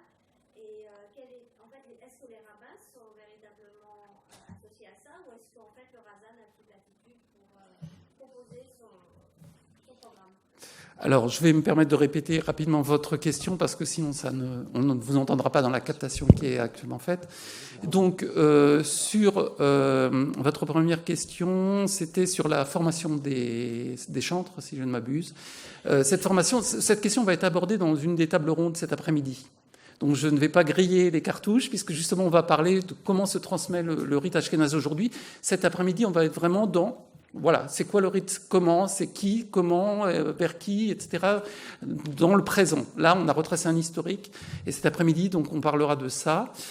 Concernant le choix des airs, je dirais qu'il y a à la fois une tradition qui est là, auquel il est difficile de déroger, c'est-à-dire que la musique, c'est identitaire dans une communauté. Je veux dire, ça se transmet de chantre en chantre. Il y a souvent au moins deux ministres officiants, le Premier ministre et le deuxième ministre officiant. En fait, même à la Victoire, il y en a actuellement même plus. Mais disons que le deuxième ministre officiant, il fait ses, entre guillemets, gammes pendant des années auprès du Premier ministre officiant. Avant, il fréquentait la synagogue, il a appris les airs, donc il les transmet. Après, comme je l'ai dit, aujourd'hui, parfois par la venue de chantres qui sont recrutés, même parfois en dehors de France, ou qui ont fait leur étude en dehors de France, comme c'était le cas par exemple pour Aaron Ayoun, qui a fait ses études, qui a aussi officié à Jérusalem, qui a été aux États-Unis, enfin, etc. Il a apporté des airs propres qu'il avait entendus dans ces synagogues. Donc ce répertoire est enrichi, on va dire, et il y a toujours l'attitude pour le chantre à un moment de changer d'air. Mais ça dépend, ça dépend des fêtes. Par exemple, pour Kippour, s'il change d'air, mais les fidèles vont tous sortir. C'est pas possible. Vous voyez, c'est ce côté identitaire. Donc, il a une certaine latitude, mais dans le respect des traditions. Voilà. Merci beaucoup. Je propose que nous poursuivions la conversation durant le temps de pause. En fait, la pause est obligatoire puisque nous avons un petit réglage technique à faire puisque la prochaine intervenante se connecte d'Israël. Donc, si vous voulez bien, nous reprenons à 11h30. Vous avez à disposition des machines à café, également une cafétéria. Nous proposons pour les intervenants, et nous sommes absolument navrés de ne pas le proposer à l'ensemble du public, du café et du thé en haut de l'auditorium. Je vous remercie pour votre attention et à tout de suite. Nous allons reprendre cette seconde session de la matinée, intitulée « Chant à voix nue ». Intitulée « Chant à voix nue » en référence à la regrettée Annie Labussière. et qui a formé cette expression que je trouve très belle, qui nous permet de dire autre chose de la mélodie et de notre rapport à la mélodie. Une expression qui parle autant, chant à voix nue, expression qui parle autant de la ligne mélodique que de tous les autres aspects du chant, notamment le grain de la voix, et qui parle surtout de la souveraineté de celui qui chante et la manière dont il chante. Cette expression permet aussi, dans une certaine mesure, de mettre de côté le registre de l'esthétique musicale qui est une question encombrante et en fait un peu superflue quand on ouvre le registre de la prière et de la louange. Nous sommes très heureux ce matin d'accueillir Hannah Englard, qui a réalisé un travail de collectage absolument monumental dans les communautés alsaciennes. Actuellement, si vous allez sur le site de la Bibliothèque nationale d'Israël, dans les archives sonores, vous pourrez trouver à peu près 200 heures d'enregistrement réalisés par Hannah. C'est bien ça, à peu près 200 heures. À peu près. Ouais. Et alors, Hannah, il faut le préciser, a de nombreux talents. Et après ce travail important de collectage, Hannah est aussi danseuse, chorégraphe. Elle a travaillé au sein de l'Académie de danse et de musique d'Israël, où elle a été programmatrice musicale notamment. Est-ce que vous voulez nous en dire un peu plus, s'il vous plaît, sur votre parcours ? J'essaierai de dire en 2 mots. Enfin, j'ai une formation de musicienne, évidemment. J'étais pianiste, j'ai enseigné le piano, j'ai fait des études de musicologie, et c'est là que je me suis passionnée plutôt à l'ethnomusicologie. Et donc, beaucoup d'années, je faisais partie de la phonothèque. J'enregistrais pas seulement les Ashkénazes, mais beaucoup d'autres aussi. Et en parallèle, je faisais la danse Balkan. J'ai commencé à faire des voyages dans les Balkans. Ces temps-ci, plutôt, je me spécialise dans les danses grecques traditionnelles. Et ouais, j'ai aussi fait une petite formation de biologie, mais ça, c'est pas important. Mais en général, je suis plutôt dans la musique et la danse. Et je vois toujours les choses qui ressemblent, comment dire, rien n'est détaché. Même si j'écoute une pièce de Khazanout, et après un clarinettiste de l'Épire en Grèce, j'entends des choses qui sont communes, qui sont très émotionnelles, là et là. C'est à peu près. Alors, je profite de cette mention de la Khazanout pour entrer dans le vif du sujet. Est-ce que vous pourriez nous dire en quelques mots comment vous en êtes venu à travailler sur le rite alsacien ? Oui, alors justement, comme je faisais partie de la phonothèque, des chercheurs là-bas, j'ai commencé comme étudiante. Alors, on enregistrait beaucoup d'événements, de chazanim, et l'accent était plutôt sur les rites orientaux. Les années 80, 90, c'était un peu l'accent. Et moi, personnellement, je me suis dit, mais ça va pas. Il faut aussi faire quelque chose avec les Ashkénazes. Pas seulement les Yéménites, les Marocains, etc., que j'aime beaucoup la musique, mais il faut faire aussi autre chose. Et le professeur Adler, Israël Adler, qui était alors en tête de la phonothèque et du centre de musique juive, il a aimé ça, que je m'intéresse un peu à l'Ashkénaze. Et comme on avait aussi chez nous, à la phonothèque Franck Alvarez Pereire du CNRS, et on faisait une partie d'un groupe comme ça de compilation. Alors, ils ont eu l'idée que peut-être c'est le moment et je parle français, donc ça simplifie un peu. C'est peut-être le moment d'essayer d'enregistrer, de rencontrer des chazanim. Et en 88, il y en avait encore beaucoup qui étaient en vie. Ce qui était très bien. Il y avait aussi les jeunes, évidemment, mais il y avait aussi d'autres qui pouvaient encore raconter quelque chose. C'était un peu le dernier moment, je crois. Donc, ils avaient quel âge ? Et alors, il a eu cette idée et il m'a envoyé en Alsace. Est-ce que vous pourriez nous en dire un peu plus alors sur le profil des personnes auprès desquelles vous êtes allé faire ces enregistrements ? Vous parliez de leur âge. Voilà, quel était un peu leur parcours ? Oui, alors ils ont fait un petit travail comme ça avant que je suis arrivée. Comme ils avaient déjà organisé quelques adresses, quelques personnes qui savaient que j'allais venir. Et à vrai dire, par hasard, lorsque je suis arrivée, j'ai pris une chambre là, à Sélénique 3, à l'auberge, et je suis descendue à la boulangerie, et là j'ai rencontré Razan Claudenel, et qui a senti que je suis étrangère, peut-être d'Israël, et comme ça. Et alors il m'a fait rencontrer son beau-père, le vice-président de la communauté, Jacques Meyer-Mogg, et comme ça, je suis un peu rentrée dans la société. C'était, je crois, un vendredi ou quelque chose comme ça. Donc, il y avait déjà la première Shabbat avec tout le monde. Et, et j'avais une liste avec des adresses, des téléphones. Et eux, ils m'ont ajouté quelques-uns. Et, et comme ça, je fais fait rendez-vous et j'ai pris le train. Et j'ai commencé. Mais lorsque j'ai commencé, alors il y en a qui m'ont dit, ah, mais vous devez aussi rencontrer celui-là, vous devez aussi rencontrer celui-là. Et c'est comme ça que la liste est allongée aussi. Et alors il y avait des gens qui étaient déjà assez âgés, comme Monsieur Weil, et Monsieur Metzger, je crois qu'il avait presque 100 ans, donc il pouvait déjà plus chanter, mais il pouvait me raconter des choses. Euh, et et d'autres, comment il s'appelle, Jean-Pierre Lévy, il faisait partie plutôt des plus jeunes. Et,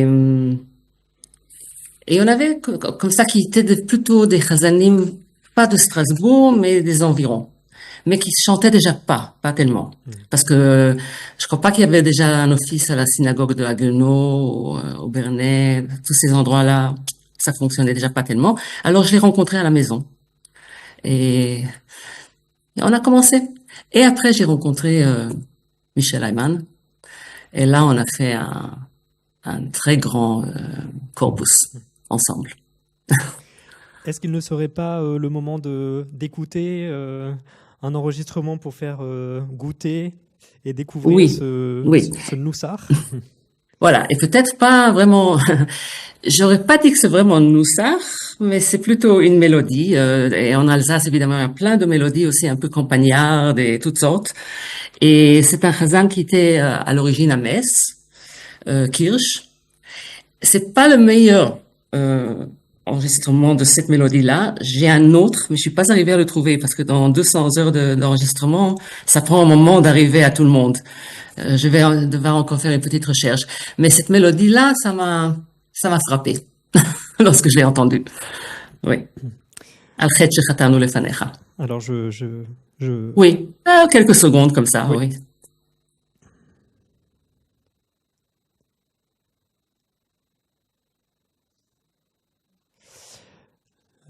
Alors pour Kirsch, est-ce que vous pourriez j'ai eu quelques difficultés à retrouver la référence. Non, c'est numéro 34. Non. Pardon, c'est numéro 34. Je crois que je l'avais. Vous le trouvez? Parce que sinon, je vais voir. Je l'avais envoyé par WhatsApp, je crois. J'essaye de le trouver. Oui, c'est la référence de l'enregistrement 34, la minute 41.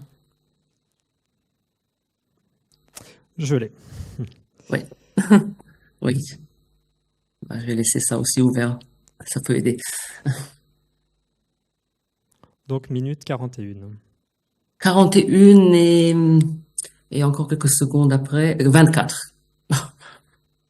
Plus ou moins. Ouais. On écoute.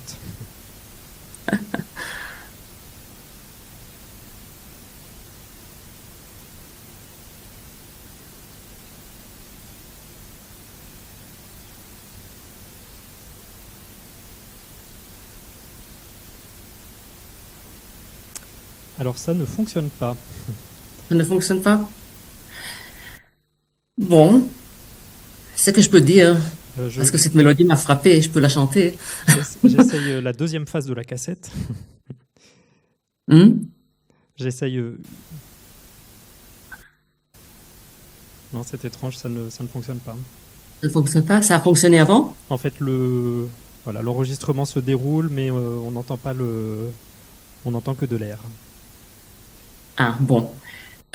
Dommage. Mais entre-temps, ce que je peux dire, c'est que la mélodie, c'est pour ça que je dis que ça m'a frappé. C'est quelqu'un d'autre qui me l'a chanté avant Monsieur Kirsch. Mais après aussi, Monsieur Kirsch, plus ou moins la même chose. Comme ça. Moi, je me suis dit, mais ça va pas. C'est Yom Kippour.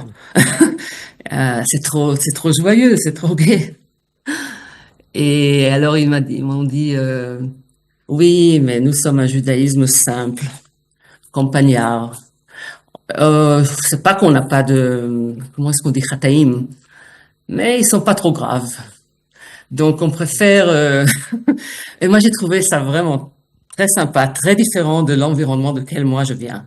Que tout le monde a des mouchoirs et tout le monde pleure et tout le monde, et là, tout d'un coup, on me chante une mélodie pareil pour Al-Chet Shechatanu Lefanecha. Et j'ai trouvé ça très, très sympa et très, ça m'a donné un peu la couleur de la communauté. C'est pour ça que j'ai trouvé que c'est un bon exemple quand même on le trouvera, ouais.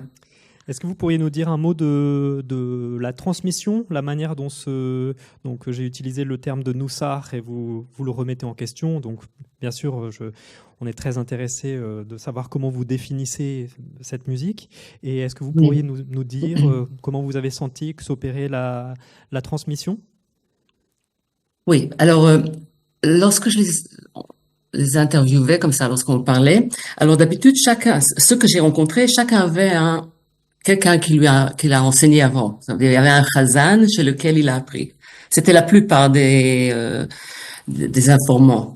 Et alors, ils ont appris le Noussar d'un chazan local ou pas local, comme Michel Ayman, il a appris avec Bertrand Joseph, qui était le principal chazan à Strasbourg. Même qu'à l'origine, il n'était pas alsacien. Si je me trompe pas, il était plutôt de l'Europe de l'Est, mais il a appris très bien le Noussar et il l'a transmis. Et à vrai dire, lorsque j'étais assis avec eux, qu'on faisait le Noussar, proprement Noussar, ça ressemblait vraiment à des choses aussi que j'entendais ici, en Israël. Maintenant, on entend un peu moins, parce qu'il y a plein de nouveautés. Mais eux faisaient vraiment le Noussar et ils m'ont expliqué chaque fois exactement comment il faut finir la phrase. Et donc, ils ont appris ça très bien chez quelqu'un qui leur a enseigné ça avant. Et lorsque j'ai rencontré Monsieur Stora à Metz, lui, il pouvait vraiment bien expliquer. Et lui, il a étudié à l'école de Chazanout du consistoire. Et il était aussi pas alsacien. Il est algérien d'origine. Mais si on l'écoute, ça s'entend complètement ashkenaz. Parce que c'est ce qu'il a étudié depuis qu'il avait à peu près 10 ans, je crois. Parce qu'il faisait partie d'une chorale et après il a étudié. Et donc, c'est quelque chose qui existait déjà aussi en notes. Qu'on pouvait exercer. Ouais. Donc, est-ce que vous pourriez nous donner un exemple? Vous parliez de la manière de tenir ou de conduire les phrases. Est-ce que vous pourriez nous donner un exemple de la manière dont ils entraient un peu, enfin, je veux pas dire techniquement dans ce Noussar, mais... Ça, je crois que j'ai pas donné un exemple de ça, malheureusement. Non. Non. Est-ce qu'on essaye d'écouter Monsieur Bertrand? Bertrand Joseph, Monsieur Joseph, pardon. C'est que j'ai donné ici cet exemple, c'est le Kol Nidre. Parce que moi, j'ai trouvé que c'est important d'entendre sa voix. Parce que il était déjà, moi, je l'ai pas connu déjà, évidemment. Mais comme chacun citait son nom, alors j'ai trouvé que c'est important quand même de l'entendre. C'est pour ça que j'ai mis cet exemple qui est Kol Nidre. Alors, on essaie d'écouter. Ouais. Et ça, c'est considéré un peu Noussar, oui, évidemment. On va pas rentrer dedans, Noussar Messina et tout ça. On n'a pas le temps pour ça. J'espère que ça va marcher. 1 minute 35.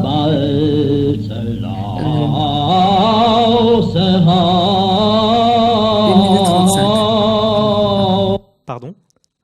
C'est à 1 minute 35 de Bertrand Joseph, oui. Abu Sahoun de Chol Yisroel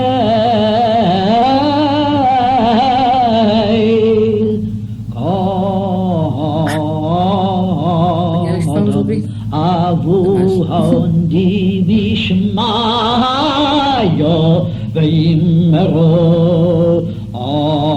Amen. Yehei Shalom Rabo min Shemaya V'chaim Voleinu Ve'al Kol Yisruel Ve'immeru Amen. Vous l'entendez là-bas? Oui, on a parfaitement entendu. Tout le monde a Ah, entendu. parce que moi, je pouvais rien entendre. C'est pour ça que je demande. Non, j'ai trouvé que c'est important de l'entendre parce qu'il est une référence pour beaucoup de gens là-bas. Et Et alors, comment s'est passé cette... vous parliez de ce Khazan qui avait une tradition d'Europe de l'Est. Comment ça s'est passé avec la rencontre avec le Noussar alsacien justement, ça, sur le j'ai terme pas assez de l'expression. détails sur Bertrand Joseph. Je me demande, à vrai dire. Et j'ai pas l'impression que quelqu'un a fait une recherche tellement sur lui parce que j'ai rien trouvé sur Internet. Dans le temps, on pouvait rien trouver de toute façon. Mais depuis, de temps en temps, je recherche et je ne sais pas. Peut-être qu'il faudrait que je demande un peu à Michel Ayman. Parce que comme lui a étudié chez lui assez jeune, il est arrivé à Strasbourg et je ne sais pas chez qui lui il a appris. Ça, je ne sais pas, j'avoue. Pourtant, il était une référence. Et maintenant, je vous entends pas du tout. Vous m'entendez? Ah, voilà, maintenant je vous entends. Ce qu'il faut préciser, c'est que parmi ces 200 heures ou plus d'enregistrements disponibles vraiment en ligne, et donc on vous encourage à aller découvrir ces enregistrements. Espérons aussi que cette rencontre avec Rana, même si elle est à distance, suscitera des vocations, puisqu'il faudrait que quelqu'un se penche sur ce corpus. Ce ne sont pas que des mélodies, 200 heures de mélodies, il y a aussi beaucoup de discussions de Rana avec ses informants, comme on dit, avec les personnes auprès desquelles elle est allée collecter ces mélodies, sur lesquelles, grâce auxquelles vous pouvez découvrir aussi tout cet univers du chant liturgique alsacien. On a entendu la très belle voix de Monsieur Joseph. Vous avez entendu. Je suis contente que vous ayez entendu, parce que moi, non. Est-ce que vous pourriez nous dire, nous donner quelques précisions sur le rapport à la voix, à la technique vocale, au chant? Est-ce qu'il y a une exigence technique particulière? J'avoue que la plupart des chazanim, des informants que j'ai enregistrés, avaient une bonne voix. Donc, ils ont dû travailler la voix. Peut-être pas avec des profs d'académie, mais ils chantaient tous bien. Si et là, il y avait quelqu'un qui était moins... Mais en général, c'était une belle voix, bien chantée. Et évidemment, Michel Ayman, c'est vraiment très, très, très beau à écouter. Et il sait aussi comment utiliser sa voix. Michel Ayman. Mais lui, il a fait un peu d'études de musique aussi, qui ajoute. Mais son intérêt principal, c'était d'être très précis avec le Noussar. Mais il a la bonne voix avec laquelle il pouvait le faire comme il faut. Si là, j'avais des informants que c'était un peu moins important pour eux, c'était les plus jeunes, parce qu'il y a aussi déjà une influence un peu de Noussar Eretz Israël, un peu les jeunes qui sont venus ici, qui sont retournés à Strasbourg, ils ont ouvert un petit minyan de jeunes. Donc là, c'était un peu moins important. Mais j'ai pas écouté quelqu'un qui chantait faux. Ça, non. Et j'étais très contente de ça, parce que parfois, ça, c'est un peu bizarre. Mais la plupart ont vraiment une bonne voix. Et ils ont appris chez quelqu'un qui pouvait leur transmettre le Noussar comme il faut. Ceux que j'ai enregistrés sont pas mal. Ouais. Peut-être qu'on peut écouter un extrait de, justement, chanté par Michel Ayman, si vous voulez bien. Oui. À vrai dire, je vous ai envoyé 2 extraits de très fameux, très célèbre Avinu Malkeinu.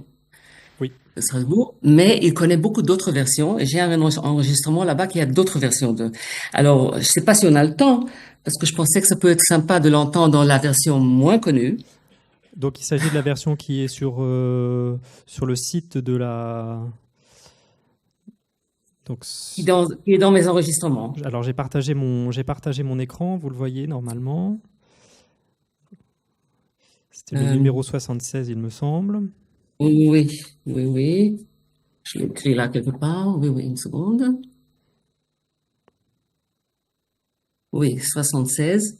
Et il donne beaucoup d'explications. Ça veut dire si quelqu'un a le temps de vraiment rentrer là-dedans, c'est important d'entendre aussi ce qu'il dit à Alors, ce sujet. Est-ce que c'est bien cet enregistrement? Oui, c'est celui-là. Et c'est à la minute... et c'est au début. Il dit quelques mots et puis ça commence. Entendu. Alors, on l'écoute ensemble.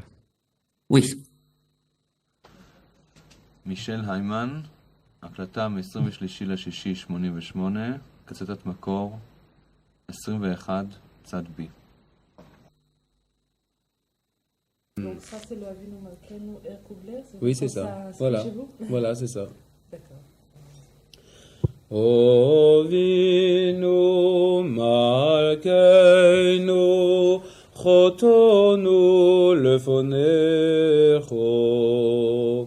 Ovinu Malkeinu ein lonu melech Eloto. Ovinu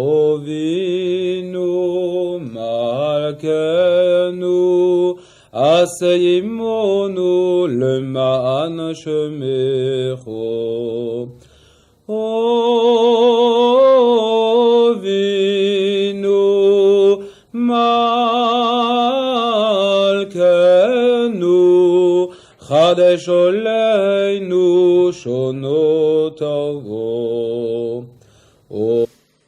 Oui. Malheureusement. Et après, il explique beaucoup cette mélodie qui a 3 parties et comment ça marche. Et je trouve ça aussi très beau, même que je crois pas qu'il y a quelqu'un qui le chante maintenant. Non, alors il faut que les musicologues dans l'Assemblée fassent une transcription très vite pour qu'on puisse l'utiliser pour les...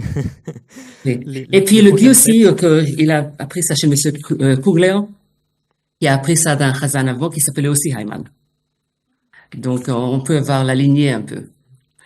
Et évidemment, je vous ai envoyé aussi le célèbre Avinu Malkeinu, que je l'ai aussi dans mes enregistrements, mais je suis pas arrivé à le trouver.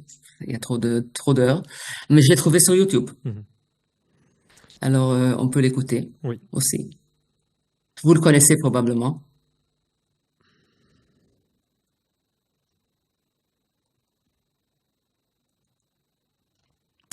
Pardon.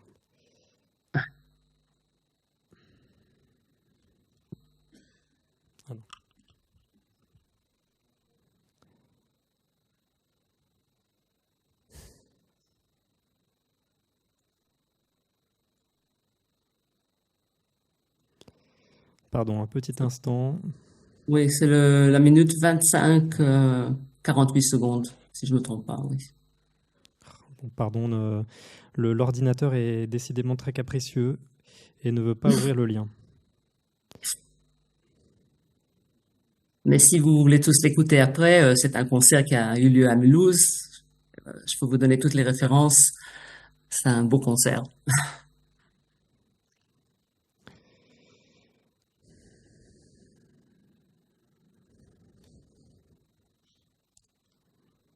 Nous y sommes. Oui. Pardon. Je partage pour que vous puissiez voir aussi.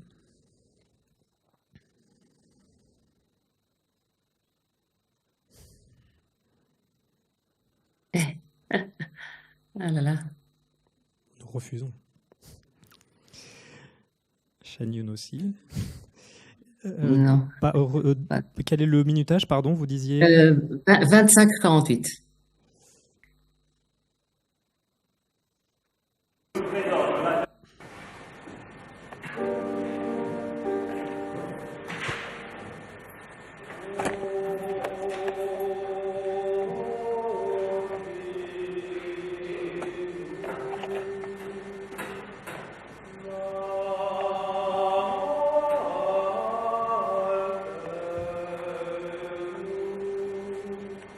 Os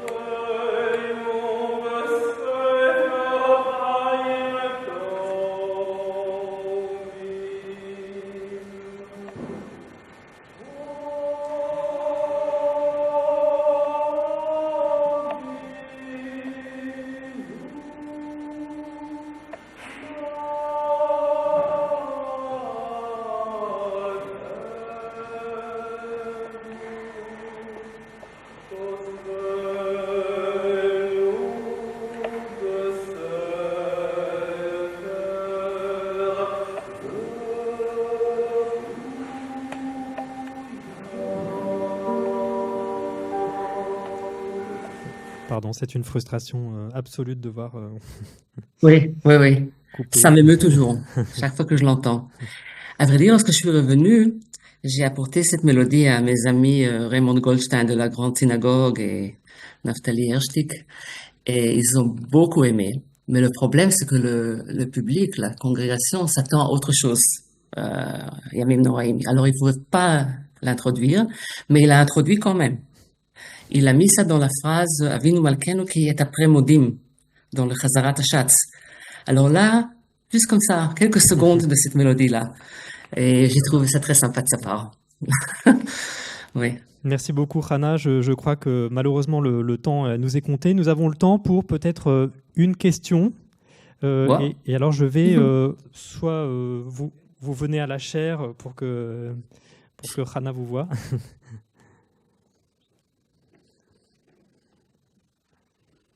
Et il faut parler dans le micro. Je me mets devant la caméra.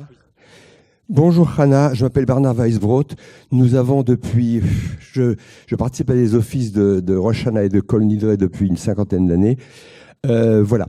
Nous chantons effectivement, par rapport à votre Alchet que vous avez présenté, avec l'étonnement de voir une mélodie aussi gaie, entre guillemets. Il faut écouter ce Alchet jusqu'au bout. Et là, vous avez le contre-motif. Vous commencez par Alchet shechatanu lefanecha nanana, etc. Mais à la fin, Ve'al kulam Eloah selichot shelach lanu ushlach lanu kaper. Alors, il faut voir l'ensemble. C'est-à-dire que la signification profonde de Kippour, c'est qu'on est obligé de mettre en commun toutes les avérotes. On ne va pas dire Pachati, Aviti et Sheratati, etc. Ce n'est pas individuellement mes fautes que je vais confesser, mais c'est le peuple entier qui se réunit, comme vous savez. Et donc, à ce moment-là, on est confiant dans la